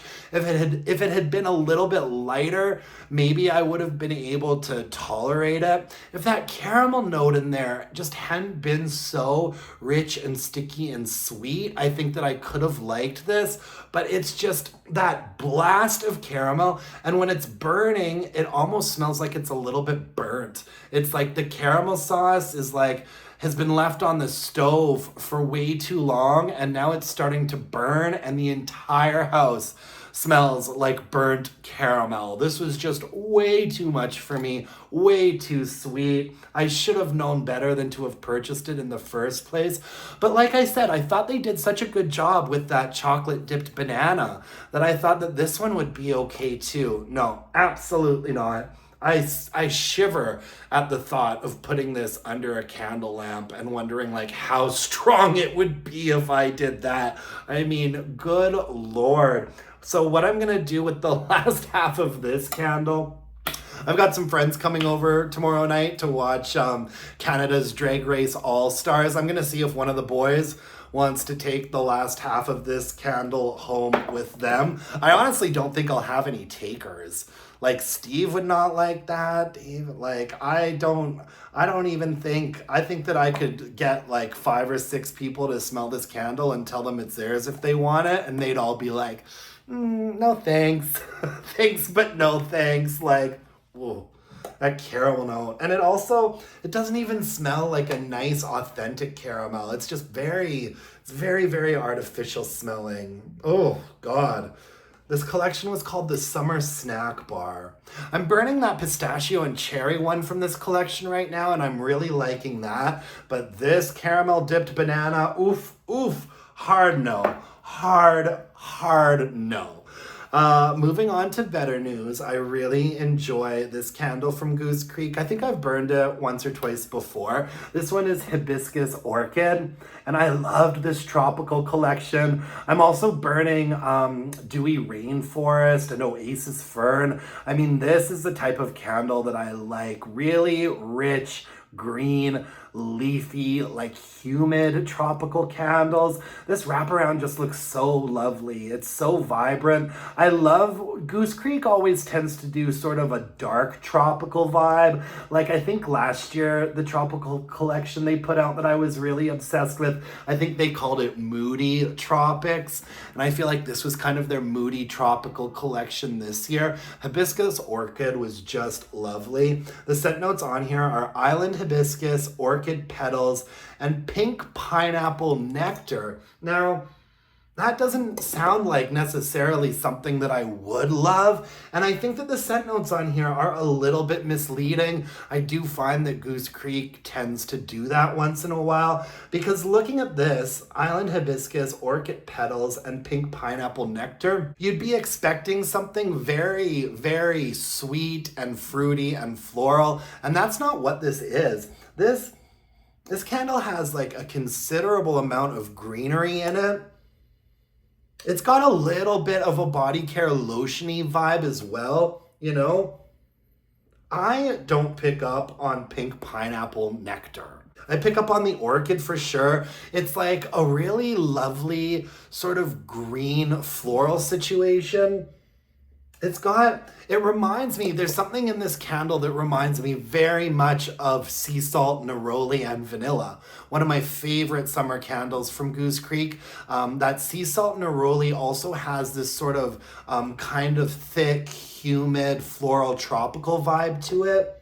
And this is kind of similar, except the floral in here is a little bit more straightforward. I'd say that it comes across to me actually like a white floral, but not like a super sharp and stern floral, a bit of a softer white floral, and then a considerable amount of greenery. And I actually think that there might be a little bit of a neroli note in here as well, giving it that almost sort of like kind of oily, lotiony, sort of blossomy type of vibe. It's so lovely. I really liked Hibiscus Orchid, and this candle performed so well. It did get a little bit dirty. At the end there, but it was never like sooting or causing me concern. I do limit my burn times on Goose Creek candles to usually about 2 hours. I don't feel like they can go as long as Bath and Body Works candles do. I usually do a 2-hour max for Goose Creek, or else you do sometimes end up with some soot coming off and like the wax getting really discolored. So just so you guys know, like, because I know a lot of people complain about the cleanliness of Goose Creek candles and that they get a lot of soot and stuff off of them. For me, the key to like solving that problem is to just not burn them for very long and to really trim those wicks in between burnings. But yeah, this one did pretty good for the most part. A little bit of discoloration, but no sootiness or messiness or anything like that. I'd say that this was probably a 6.5 or a 7 in my more open space. So I never moved it into a bedroom or a smaller space because it was doing really, really well. Yeah, at least a 6.5. Maybe getting up to a 7 for strength and throw. Really, really good. I was very happy with this. really lovely. I love florals like that. Speaking of, like tropical florals that I want to come back from Bath & Body Works, Rainforest Gardenia. Come on, Bath & Body Works, Rainforest Gardenia. I think that I probably burned twice as many Goose Creek candles this summer as I did Bath & Body Works, and it's like the second year in a row that that's happened. I also bought probably twice as many summer candles from Goose Creek this year as I did from Bath & Body Works, because they just have so much more selection and like such like better fragrances. Like anyways, I'm gonna try to stop complaining about summer at Bath & Body Works right now, because the good news is that Goose Creek was here to save the day. And honestly, you guys, all the candles that I'm talking about in this video is just the tip of the iceberg. This is only about half of my summer candles from Goose Creek and Bath & Body Works, so hopefully I'll be doing some more weekly wax wrap-ups more regularly, so that I can get through all of the other summer candles that I'm still in the middle of burning. Anyways, this one is Beachside Blanket, and this one didn't come out this year. This is from last year. Yeah, this collection. And Beachside Blanket. I wasn't super happy with the way that these candles looked. Something about the wraparounds on these, there's like an unevenness to them, and it looks even sloppier when there's no wax in the jar, but it did look a little bit sloppy in the first place, like before I even burned it. Like sometimes Goose Creek just does this. It's a very uneven job with that wraparound. You see how the wraparound at the top there isn't like level? There's like spaces where it's like really close to the top and then spaces where it's really far away. I honestly just thought that this collection in person looked a little bit like cheap and a little bit almost like rushed, to be honest. I'm burning a couple other candles from this collection and they're all looking the same. They looked okay when there was like wax in them and stuff, but even when they're burning, like just not much like personality, like nothing about this packaging really stands out to me or looks that good, to be honest with you. Anyways, Beachside Blanket. I liked this fragrance a lot. The scent notes on here are soft cotton blanket, beach breeze, warm sand, and dreamy vanilla. This candle is extremely similar to one of my favorite candles from Goose Creek, which is Cotton Vanilla Breeze. This is so similar to Cotton Vanilla Breeze. I'd say that the only difference is that there is like a bit of a warmth in this fragrance that Cotton Vanilla Breeze doesn't have. Yeah, there's a bit of a warmth, and I can't quite figure out what that's from. Warm sands, beach breeze, dreamy vanilla, and soft cotton blanket. I mean, it's so similar to Cotton Vanilla Breeze, but I feel like this one has a little bit of like a fruitiness to it. Even though there's no fruit listed here, there's a sweetness in here. Like, once again, maybe kind of like a stone fruit, like a pear or a peach or a nectarine, kind of a watery, like vague sort of fruity sweetness. And Cotton Vanilla Breeze doesn't have that, but they are very similar. This is a completely different fragrance from the one that they put out this year. I believe it's called Striped Beach Towel. I haven't burned Striped Beach Towel yet, but that is very, very different from this. If you like Cotton Vanilla Breeze, you would like Beachside Blanket. Yeah, that's really all I have to say about it. The candle performed pretty well, burned it all the way down to the very bottom there. I feel like this one dudded out a little bit on me, and I can actually see there is some markings from the wax there. You can almost tell where it started to burn a lot slower. It's very rare that Goose Creek candles dud out on me, but this one definitely did at some point. And I would let it burn for a little bit longer than I usually would to try to let it fix itself, which it eventually did, but then we ended up with some discoloration in the wax there. I would say this candle, it wasn't as strong as Cotton Vanilla Breeze, but it was still easily a 6 in my more open space. Maybe like a 5.5. No, I can give it a 6. It was pretty noticeable. I feel like Cotton Vanilla Breeze usually clocks in at like a 6.5, maybe a 7. So this was a little bit like a little bit less strong and also a little bit sweeter than Cotton Vanilla Breeze, but I was happy with it overall. I would repurchase this one, honestly. I just would hope that it might come out in slightly better packaging next time. All right, moving on. Yeah, so I bought so many summer candles from Goose Creek this year and last year. I've had quite a few candles here that I'm trying to finish off that I purchased last year. And then it just kind of creates this domino effect because I'm trying to finish off some of these collections from last year. And so I'm not burning some of the Goose Creek summer candles that I've purchased this summer. And so now those ones are going to get pushed to next year. But this one is last year's Summer Moon. I love the packaging on this collection. I have another one from this collection that I'm going to talk about soon called Vacation Vanilla. I love Summer Moon so much. And I thought that this packaging was just lovely. This candle looked absolutely beautiful when it was burning. And Summer Moon is Goose Creek's dupe of Midsummer's Night from Yankee. And Midsummer's Night from Yankee is one of my favorite candles from Yankee Candle. The problem with Midsummer's Night from Yankee Candle right now is that, say it with me, guys, you can barely smell it. I am burning 2 Midsummer's Night candles from Yankee right now. And burning both of them in my bedroom, it's maybe giving me like a 6. So if you love Midsummer's Night from Yankee, but you want a stronger option, you gotta check out Summer Moon from Goose Creek. This is fabulous. The scent notes on it are Midnight Moss, Moonlit Vetiver, Warm Patchouli, and Lavender Leaves. Oh, I love this one so much. I also think there's something almost a little bit aquatic about this fragrance sometimes.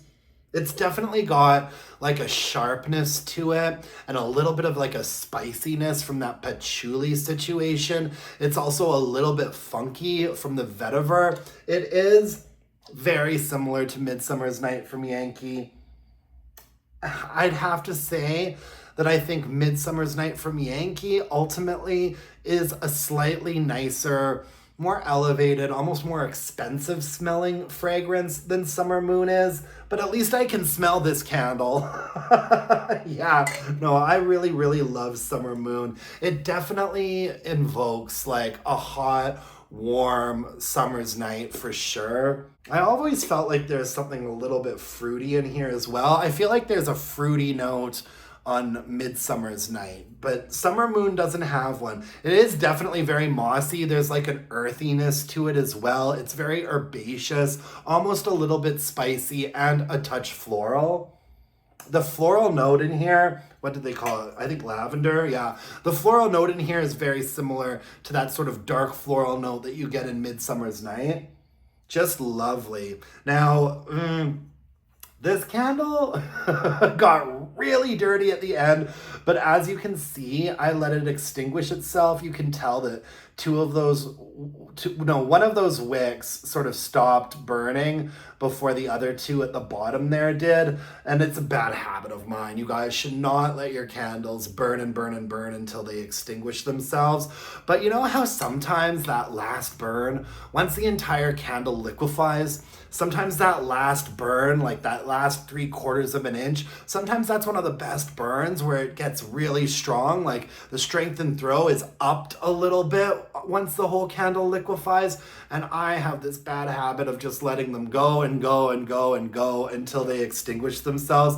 But I should not have done that here because, as you can see, not only did the wax get really discolored, but it was probably outputting a little bit of soot as well. And it was just a very, very messy end to this candle. But for the most part, when it was actually burning, it burned really, really nicely. I didn't have any issues with it at all. And I'd say that for strength and throw, this easily gets up to an 8.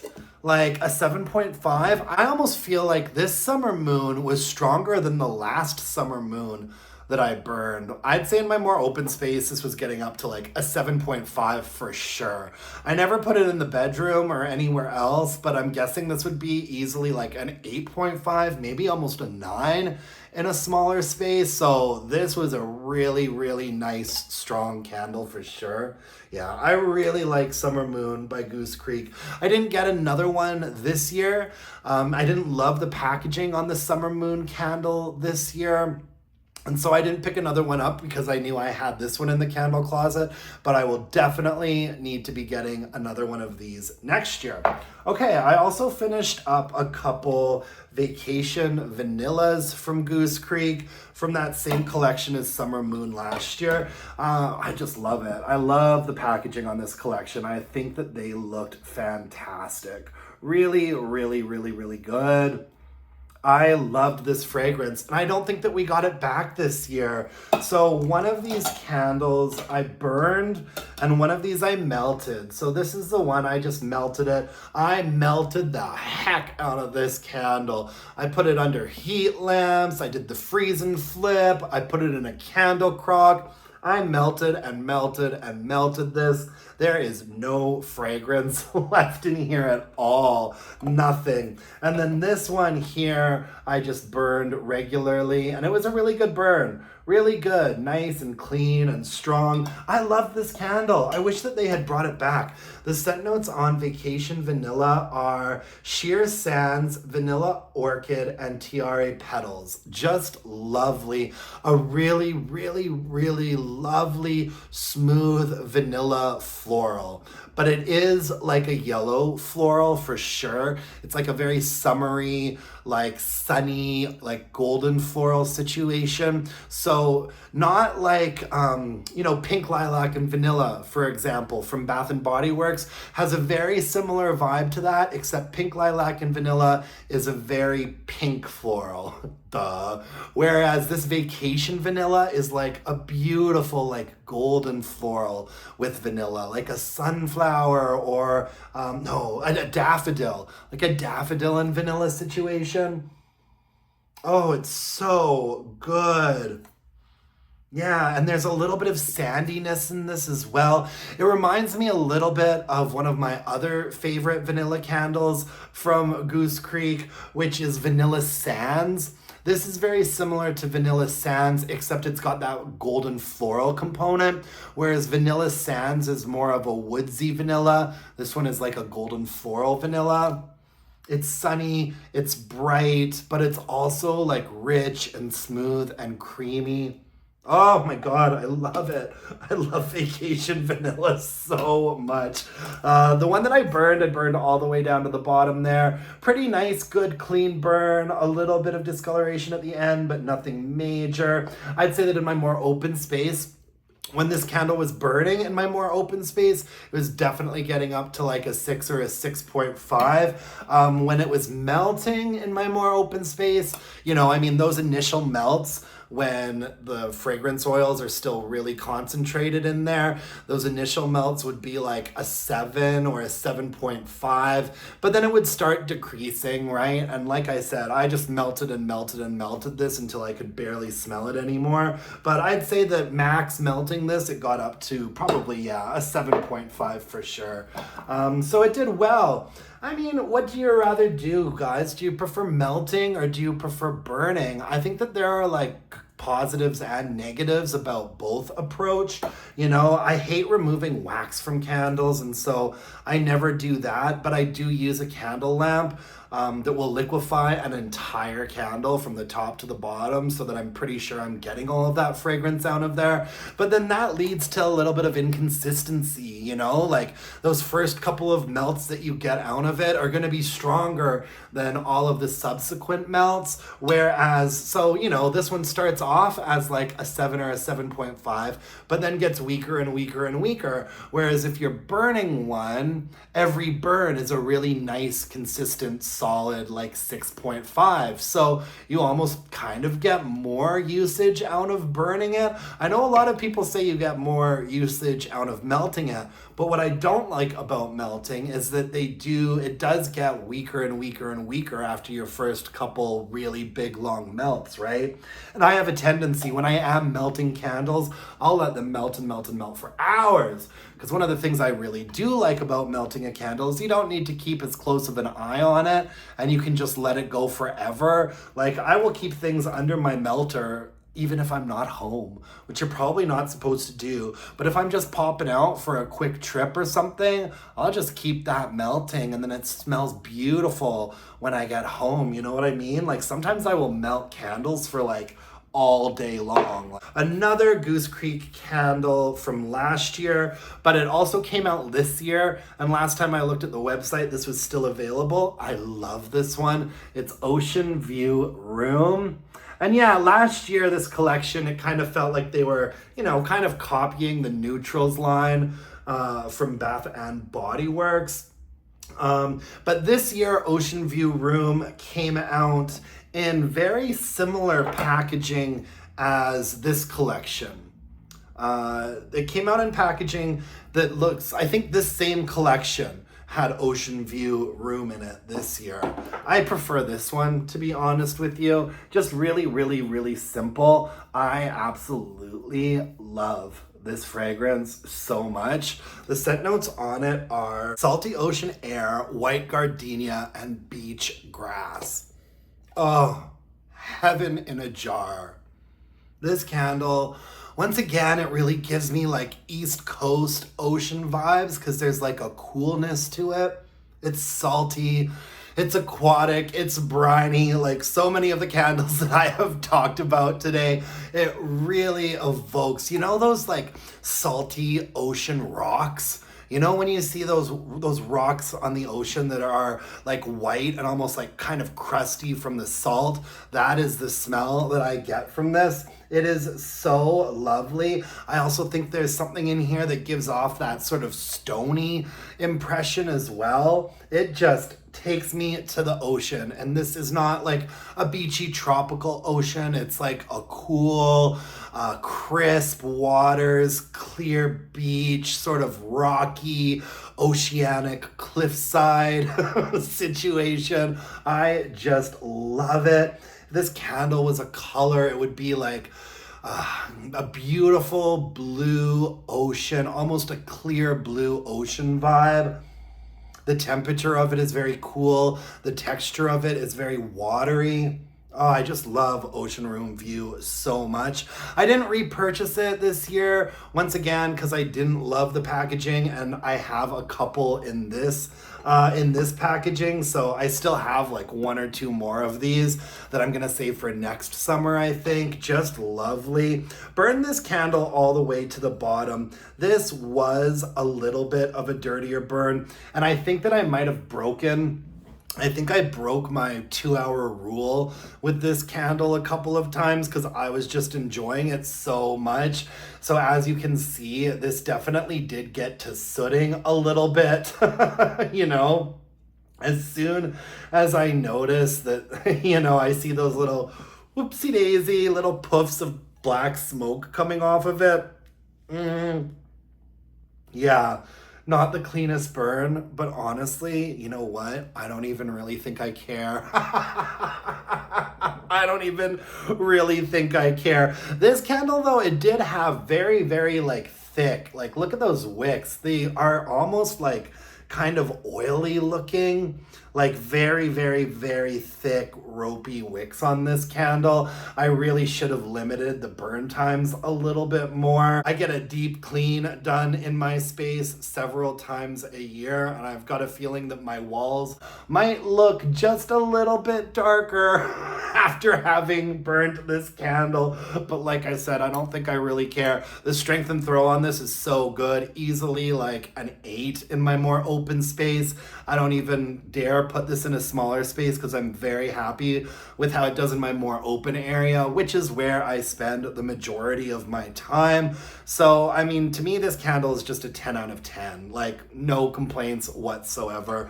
Love Oceanview Room from Goose Creek. Moving on now, let's talk about Pink Beach. Once again, from last year's tropical collection, kind of a tropidelic looking collection here. This collection also had coconut beechwood in it, which is one of my favorite candles from Goose Creek. But Pink Beach, this is definitely a dupe of Pink Sands from Yankee Candle. So the second kind of Yankee Candle dupe I'm talking about here. Although to be fair, I feel like almost every candle company has a dupe of Pink Sands from Yankee. The scent notes on here are pink berries, island blossoms, and sea spray. Really sweet, like fruity floral. I mean, this candle just smells pink. The color of this fragrance is definitely almost like a hot fluorescent pink.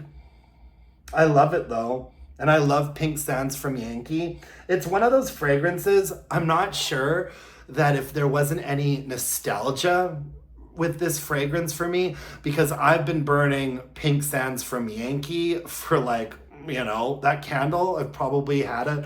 I've probably been buying that candle for 20 years. Like Yankee Candle, way back in the day, Yankee Candle was the main candle company that I purchased from above anybody else. And then, they kind of, Yankee Candle just continues to sort of spiral downward. And I'm honestly really happy with getting their dupes from Goose Creek right now. This really gives me the Pink Sands vibe, but it's got such good strength and throw. A very pink smelling fruity floral with a little bit of that sort of kind of sunny beachiness to it. Yeah, a very pink smelling fragrance. The texture of it is very smooth. I'd say that the temperature of it is kind of cool, but also warm, like maybe like a warm day at the beach with a bit of a breeze is what this brings to mind. And yeah, candle performs really well. Had a beautiful pink wax on here. It looks a little bit discolored now. Also, this one sort of gave me some troubles at the very end here. And you can kind of see that line where it was dudding out. And so the wax pool kind of just sat at that level for a really, really long period of time. But that was, like I said, right at the very end there. Just not a great last burn on this one, to be honest with you. But for the most part, this candle did really well. I'd say that the strength and throw on this was probably a 6 in my more open space, maybe a 6 or a 6.5. I did put it in the bedroom for a little while. It was definitely getting up to a 7 in there. So really no complaints. Pink Beach from Goose Creek. I'm sure that they put this out again this year. I don't recall what the packaging looked like, but I feel like they put this out pretty much every year. And if you like Pink Sands from Yankee, but you want to be able to smell it in a more open space, I would definitely recommend that one to you. Okay, Chilly Rain Showers.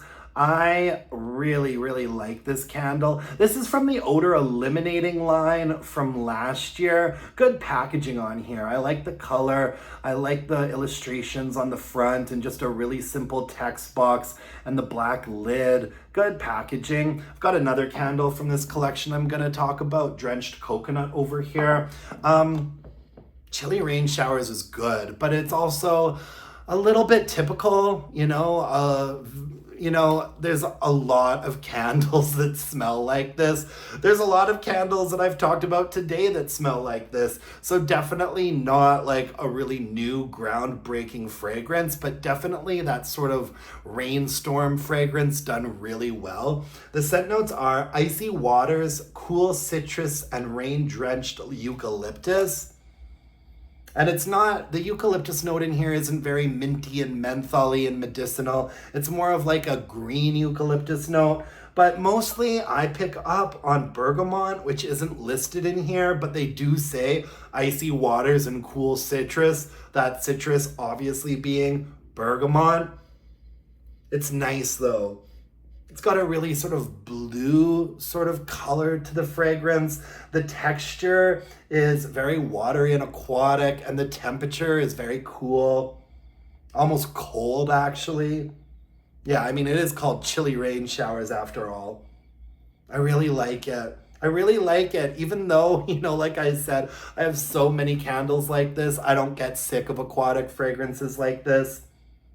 Yeah, really, really lovely. I finished burning this one a long time ago, like maybe like late spring, early summer. It's been so long since I've done a weekly wax wrap up, you guys. I don't want to ever wait that long again because now I'm going to have a weekly wax wrap up that is just running a little bit too long, but I love you guys for staying with me here. Anyways, chilly rain showers was a good one. Burned it all the way down to the bottom there. I would say that the strength and throw on this was probably not as strong as I would expect from a Goose Creek candle. I'd say in my more open space, it was like a 5 or a 5.5. So definitely acceptable. I could detect it. Never put it in the bedroom or anywhere else. It worked all right for me as like a nice sort of light kind of rainfall candle. I really enjoyed it. Goose Creek just sort of redid their entire odor eliminating collection with a very similar lineup of candles. Like I think that Chilly Rain Showers is in the new lineup of the odor eliminating Goose Creek candles. I don't notice that much difference from in them. I've burned the Cotton Vanilla Breeze candle, both in the odor eliminating version and in the regular version, and I noticed no difference whatsoever. And I think that this is the only version of Chilly Rain Showers that I've burned, so I can't compare it to anything else. Yeah. But apparently there is a difference. I mentioned in one of my videos that I don't notice any difference between the odor eliminating and the regular candles. And that I figured it was really probably just more marketing than an actual change in formula. However, Kent from the Candle Channel commented on one of my videos a long time ago and said that there is actually a different formula for their odor eliminating candles. They do put something in them that is apparently supposed to sort of absorb the odors in the air or something. So apparently there is a different formula for odor eliminating candles, but I don't really notice much of a difference, at least with the ones that I've burned so far. Like I've got Drenched Coconut here, and I've burned this candle many times in the non-odor eliminating formula, and here it is in the odor eliminating formula, and I notice no difference, to be honest with you. You know what? I actually have a couple more burns left on this Drenched Coconut. I've got at least one solid burn, maybe two really good burns left on this Drenched Coconut. Yeah, I put this up on my little desk a little bit too soon, but I've burned enough of it that I feel like I can give a pretty good review. I loved the way that this one looked too. I thought this odor eliminating collection looked great. I think that this odor eliminating collection looks much better than the new one that they've put out. Although I haven't seen any of the new ones in person yet, so I can't really do a fair comparison, but I thought that these ones looked great. This is one of my favorite candles from Goose Creek. Probably maybe my favorite coconut candle from Goose Creek. That's a tough call. They have so many good coconut candles, but this one is up there. The scent notes are creamy coconut, vanilla orchid, and warm amber. Oh, this is so good. Oh my God, it's such a thick fragrance.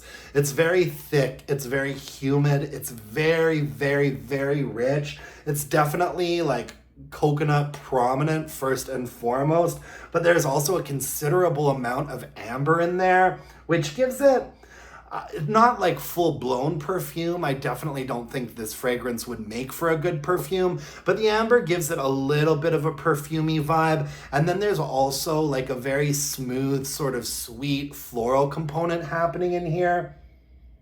Yeah, it really, Drenched Coconut, something about that name, like Drenched Coconut, I don't love it for some reason, but I do think it describes the candle pretty well because it's that very sort of like thick, almost humid, kind of wet, very rich coconut situation.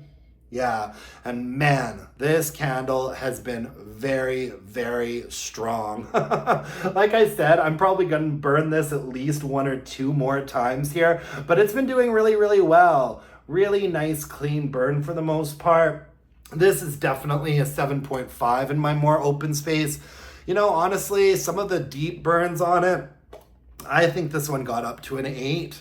for strength and throw. This is very, very strong. Never put it in a smaller space because it was doing so well. I just love this one. Definitely will repurchase it. I think this is the last drenched coconut that I have. I didn't repurchase it this year because I had these and I preferred the packaging over the ones that came out this year. But yeah, next summer, I'm definitely gonna need to get my hands on some more drenched coconut. Absolutely. So good. Oh, I love it. Love it, love it, love it. Okay, super randomly here, I also finished off a wax melt. Yeah, this is Cliffside Sea Spray. I like the wax melts from Goose Creek. They usually are really, really good. This one didn't perform for me quite as well as I would usually expect from Goose Creek. I like the fragrance a lot. Saltwater shores, fresh ocean air, and seaside citrus. Yeah, this one smells really good. It's very similar to chilly rain showers here. Even the scent notes are very similar. I think that chilly rain showers has a little bit more of like that, a little bit more of the bergamot component to it, and not really any saltiness. Whereas this one has a little bit more of a salty brininess to it. Definitely comes across more like an ocean air type situation. A little bit of bergamot. Fair bit of like briny saltiness. The wax was a really, really beautiful color here. Beautiful blue wax on this wax melt. I think Goose Creek does a great job with their wax melts. I only ever buy them though when they go on sale for like, you know, I want these to be less than $5. I think that the last time I did a big Goose Creek wax melt haul, they were doing some sort of sale and they were all like $3.50 Canadian, around there. Yeah, this one was really, really nice. I just put wax melts into empty candle vessels and put them under a heat lamp. I don't have any wax warmers in my house. I feel like if I were to also be setting up wax warmers, it would just be a little bit too much. Like I already have 3 candle lamps set up around here, so I just use those to like wax. I just use those to like melt wax melts. And I've been using this empty, what one was this? This was Rose and Oud, the ceramic Rose and Oud vessel. I've just been melting the wax in here. I'm gonna clean it out now, probably use it for something else. I'd say that the strength and throw though on this Cliffside Sea Spray, I mean, the first melt, and I put the whole thing in there, you know? I'm like, go hard or go home, baby. I couldn't imagine just taking out like 2 or 3 of these little pie slices and just melting those. I just go, pop, whole thing under the candle lamp, full strength. And this one, even the first burn on it, when it was the strongest I had in the kitchen, probably only got up to a 5, honestly. And I've burned this in candle form before and it was stronger than that. So I've got to say this was a little bit of a fail in terms of strength and throw. Although a 5 isn't terrible, I would technically consider that a passing grade. But I've had some wax melts from Goose Creek just blow the roof off of my place. So this one was surprisingly a little bit lighter. Wouldn't repurchase it, but I would purchase it again in candle form. Cliffside Sea Spray from Goose Creek. Oh my gosh, you guys. That's all I've got in terms of candles. And if I had been home more this summer, I would probably have even more candles. And like I said at the top of the video, I haven't even included any of the stuff that I purchased, any of the stuff that I finished up. I've got some Yankee candles, some Homeworks candles, a Loom, Williams Sonoma. I even have one like super random Walmart candle. But since I knew this video was gonna go so long, I just wanted to keep it simple and just get through all of the Bath & Body Works and Goose Creek candles. So here we are, well over 2 hours at this point. What was my whiffs of the week? Gosh. Whiff of the week is when I always pick out whatever my favorite candle was. at the end of the weekly wax wrap up. I usually only pick out one, but since I had so many candles to talk about in this weekly wax wrap up, I'm gonna pick out a couple of more. My favorite ones, my whiffs of the week, definitely Summer Moon. Summer Moon was just exceptional. You know, A Midsummer's Night from Yankee that you can actually smell. I absolutely loved Summer Moon. Also, gotta give a shout out to Drenched Coconut here. Really loved that one. Fantastic strength and throw. Such a like humid, tropical, fantastic, rich coconut fragrance. And I also really loved Sea Salt Coast here from Bath and Body Works. This one was great. The repackage of Sea Salt Caribbean from last year. Loved Sea Salt Coast. This one made me very happy. Just because it was such a strong but also nicely nuanced, like salty ocean water fragrance. Yeah, those would be my whiffs of the week. What were my catfishes of the week? Gosh, you know, probably I don't have them on my desk anymore. I kind of had to reset everything and edit this video together a little bit. I'd say Coconut Lime Verbena and Forest Flow. Those were big disappointments. Those Bath and Body Works candles. Coconut Lime Verbena and Forest Flow. Not terrible fragrances, but just really disappointing candle performance. Yeah, those would be the catfishes of the week, but also this caramel dipped banana. I mean, I knew that this probably wasn't going to be a fragrance that I'm like obsessed with, but this was just raunchy. Oh my goodness. Oof. Blowing the roof off of my place. Like, that was nasty. This caramel dipped banana was nasty and just way too strong. You know, I can handle a strength and throw. I can handle a candle being 10 out of 10 for strength and throw, but it has to be a fragrance that I really, really, really like. Not one of my least favorite fragrances I've ever smelled in my life. And that happens sometimes with Goose Creek. Like I was saying, that very scary cherry brownie candle, that was a 10 out of 10 and just ugh. So yeah, the big catfish of the week was definitely this caramel dipped banana. Let's get into a little bit of candle company news. I'm just gonna do some stuff real quick. You know what? Let's just talk about Nightmare Before Christmas. Now, I am recording this on Friday, and so the website has not got the Nightmare Before Christmas products on it yet. I'm guessing those things are coming out today, but it's like a members only, online only situation, and I just have to say that I hate that. I really, really, really hate when they do the online order only for these sneak peek collections, because you cannot smell the candles before ordering them, you know? And it really just all becomes about all of the YouTube influencers getting their hands on them first. And, you know, I will wait until they are in my store. I like going into Bath and Body Works and looking around and smelling things and picking them up. However, I do have to say that these Nightmare Before Christmas candles, the scent notes are very, very appealing to me. The Jack Skellington one, Pumpkin Screams, Glowing Palo Santo, and Spooky Spiced Vanilla. So is this Jack Skellington candle going to be the Palo Santo pumpkin that I've wanted from Bath and Body Works? I mean, if it is their Palo Santo woodsy note with some pumpkin and some vanilla in it, sign me the F up. That sounds right up my alley. I am not huge on pumpkin candles, but that sounds like a pumpkin candle I might really, really like. Jack Skellington. You guys aren't going to believe this, but I've never seen A Nightmare Before Christmas. I know. I haven't seen it. I've just not gotten around to it.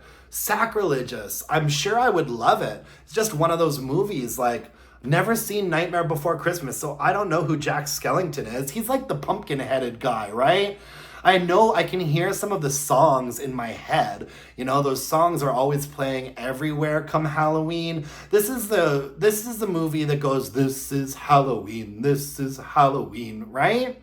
Anyways, I don't know who Jack Skellington is, but his Palo Santo pumpkin candle is definitely something I think I'm going to be picking up, maybe even a couple if it's really good. Pumpkin Screams, Glowing Palo Santo, Spooky Spiced Vanilla. I mean, sign me up. And then the other candle is Sally.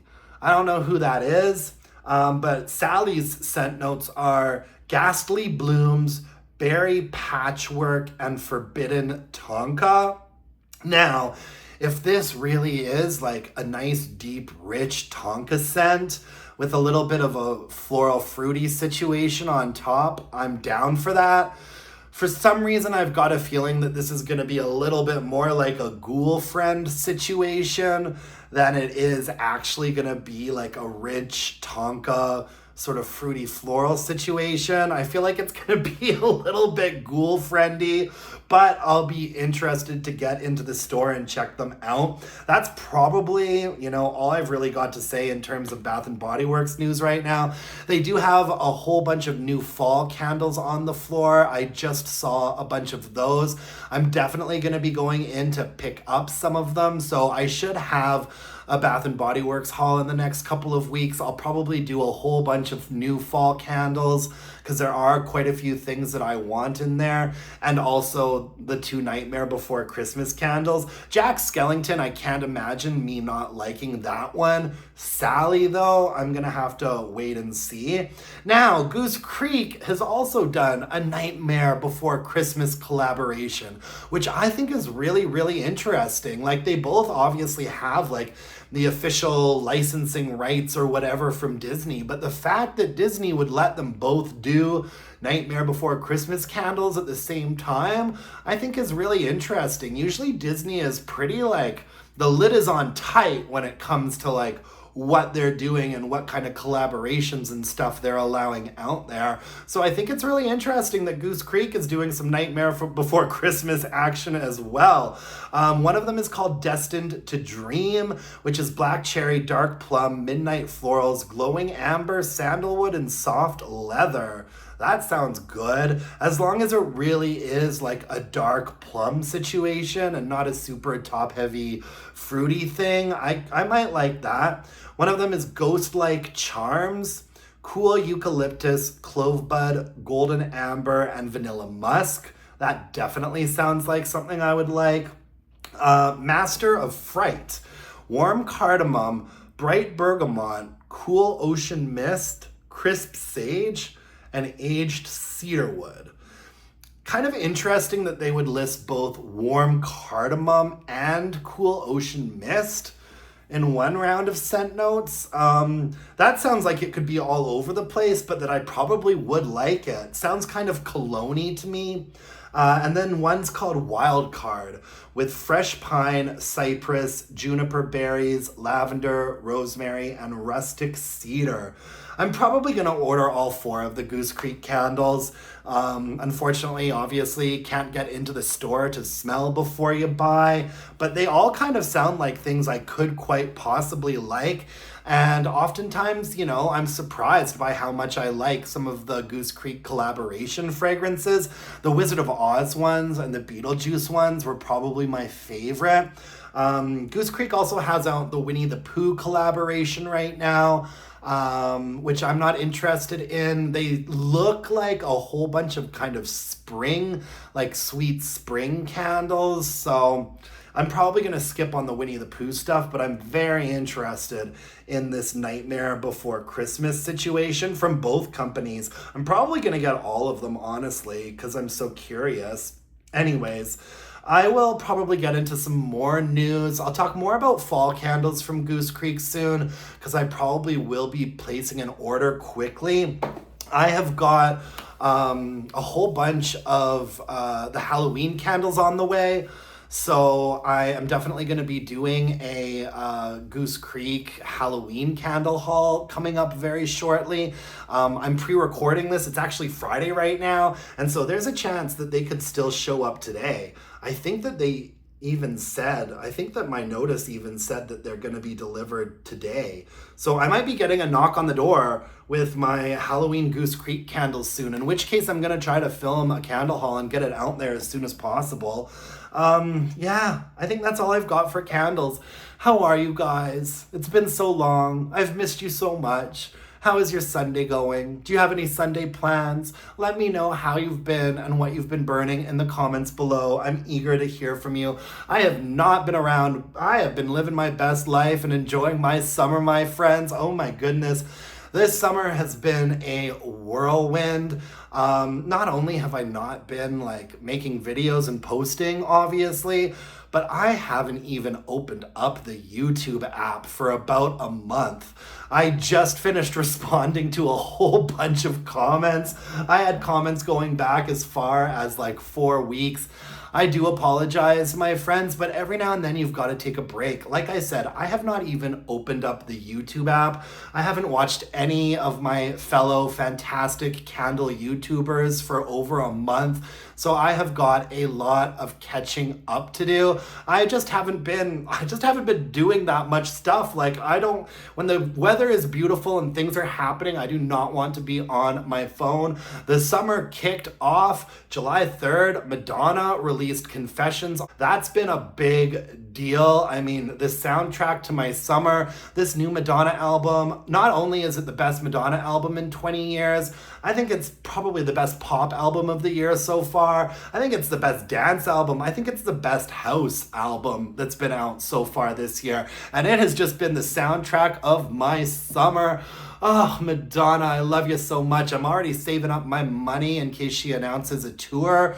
I went to, when the new album came out early in July, I went to listening parties for it in Calgary. I went to a listening party in Edmonton, and I went to a listening party in Vancouver. You know, I also have my whole little like online community of Madonna fans, and a lot of us hadn't like really touched base or talked for a long time. Madonna hasn't put out a new album for 6 years.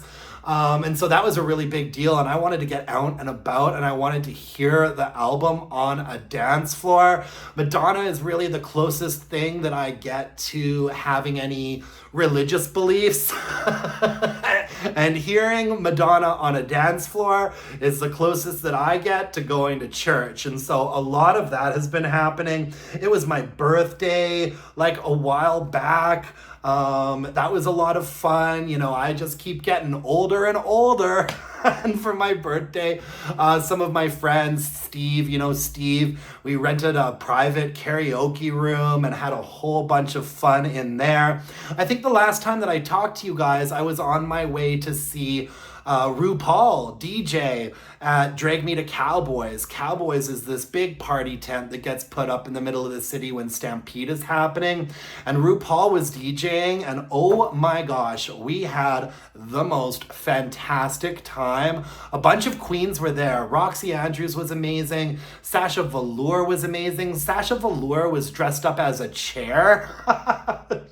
She was incredible. Sasha Colby was also there, smoking spliffs right up on the stage. An incredible day. Had an absolute blast. And then for the last couple of weeks, I was in Stockholm. I caught a flight to Sweden with the BF, and oh my goodness, we had an absolutely fantastic time. I had never been to Sweden before. Stockholm, like that city is just incredible. I mean, it was honestly one of those trips, like I don't want to sound ungrateful or anything, and I am a very proud Canadian, but it was really like experiencing the culture there and the city of Stockholm, and just the way that everything is so logical and efficient and clean and friendly and fabulous, and an amazing huge like gay district with tons of gay bars and awesome music and awesome food. Like My time in Stockholm was mostly gay bars, museums, and meatballs. We went to a lot of really interesting museums. I'm not gonna lie, my favorite was probably the ABBA Museum. That was really incredible. Ate at a lot of really amazing restaurants. One of the highlights though was this place called Meatballs for the People.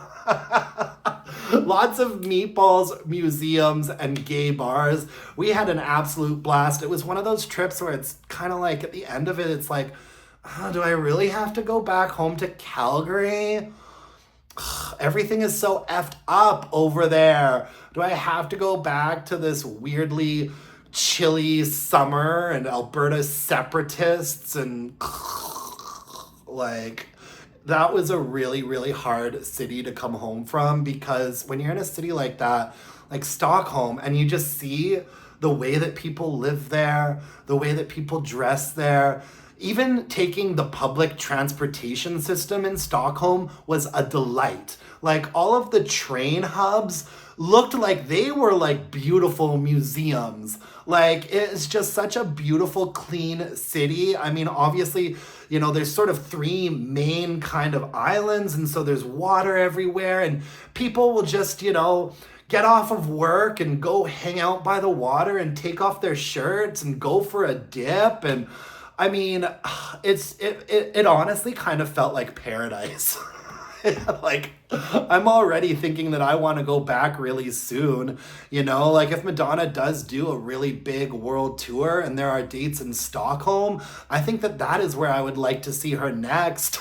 They had a big, fabulous gay district, so we never had problems figuring out what to do in the evenings. We would go and dance. I mean, it was just one of the best trips that I've had in a long time. Yeah, Stockholm, like Sweden, they really know how to do it up over there. They really know how to live life right. Like everybody is just so like polite and kind and cool. Like I felt so uncool, you know, everybody's so fashionable and like, I don't know, it just seems like everybody's really happy. I don't think I had one bad experience on that entire trip. Everything is just so smooth and logical and efficient, and everyone's just so helpful and lovely, and everyone there speaks really good English, and we made so many friends, and it was rough coming back home. I'm not gonna lie. It's rough because it's like, why can't we have here what they have there? You know what I mean? And I feel like, you know, I've got it pretty good as a Canadian. I'm pretty happy with where I live and everything. But man, they've really got life figured out over there. Anyways, that's all I've got for you guys. I'm going to leave it at that. I think this is probably the longest video that I've ever recorded, but hey, it was long overdue. Please follow me on Instagram at allaboutcandles. If you could hit me up with a like, a comment, and subscribe to my channel, that would really mean the world to me. Give me some of those hype points. I haven't had any burning questions for a while. Guys, I am back in my routine. Please, I would love to have some burning questions to answer in my next weekly wax wrap-up. You can email your burning questions to allaboutcandles@gmail.com. And until next time, my beautiful, my gorgeous candle-loving friends, let's burn some candles and bitch about it. God, I missed saying that. Take care to you guys. Talk to you soon. Bye-bye.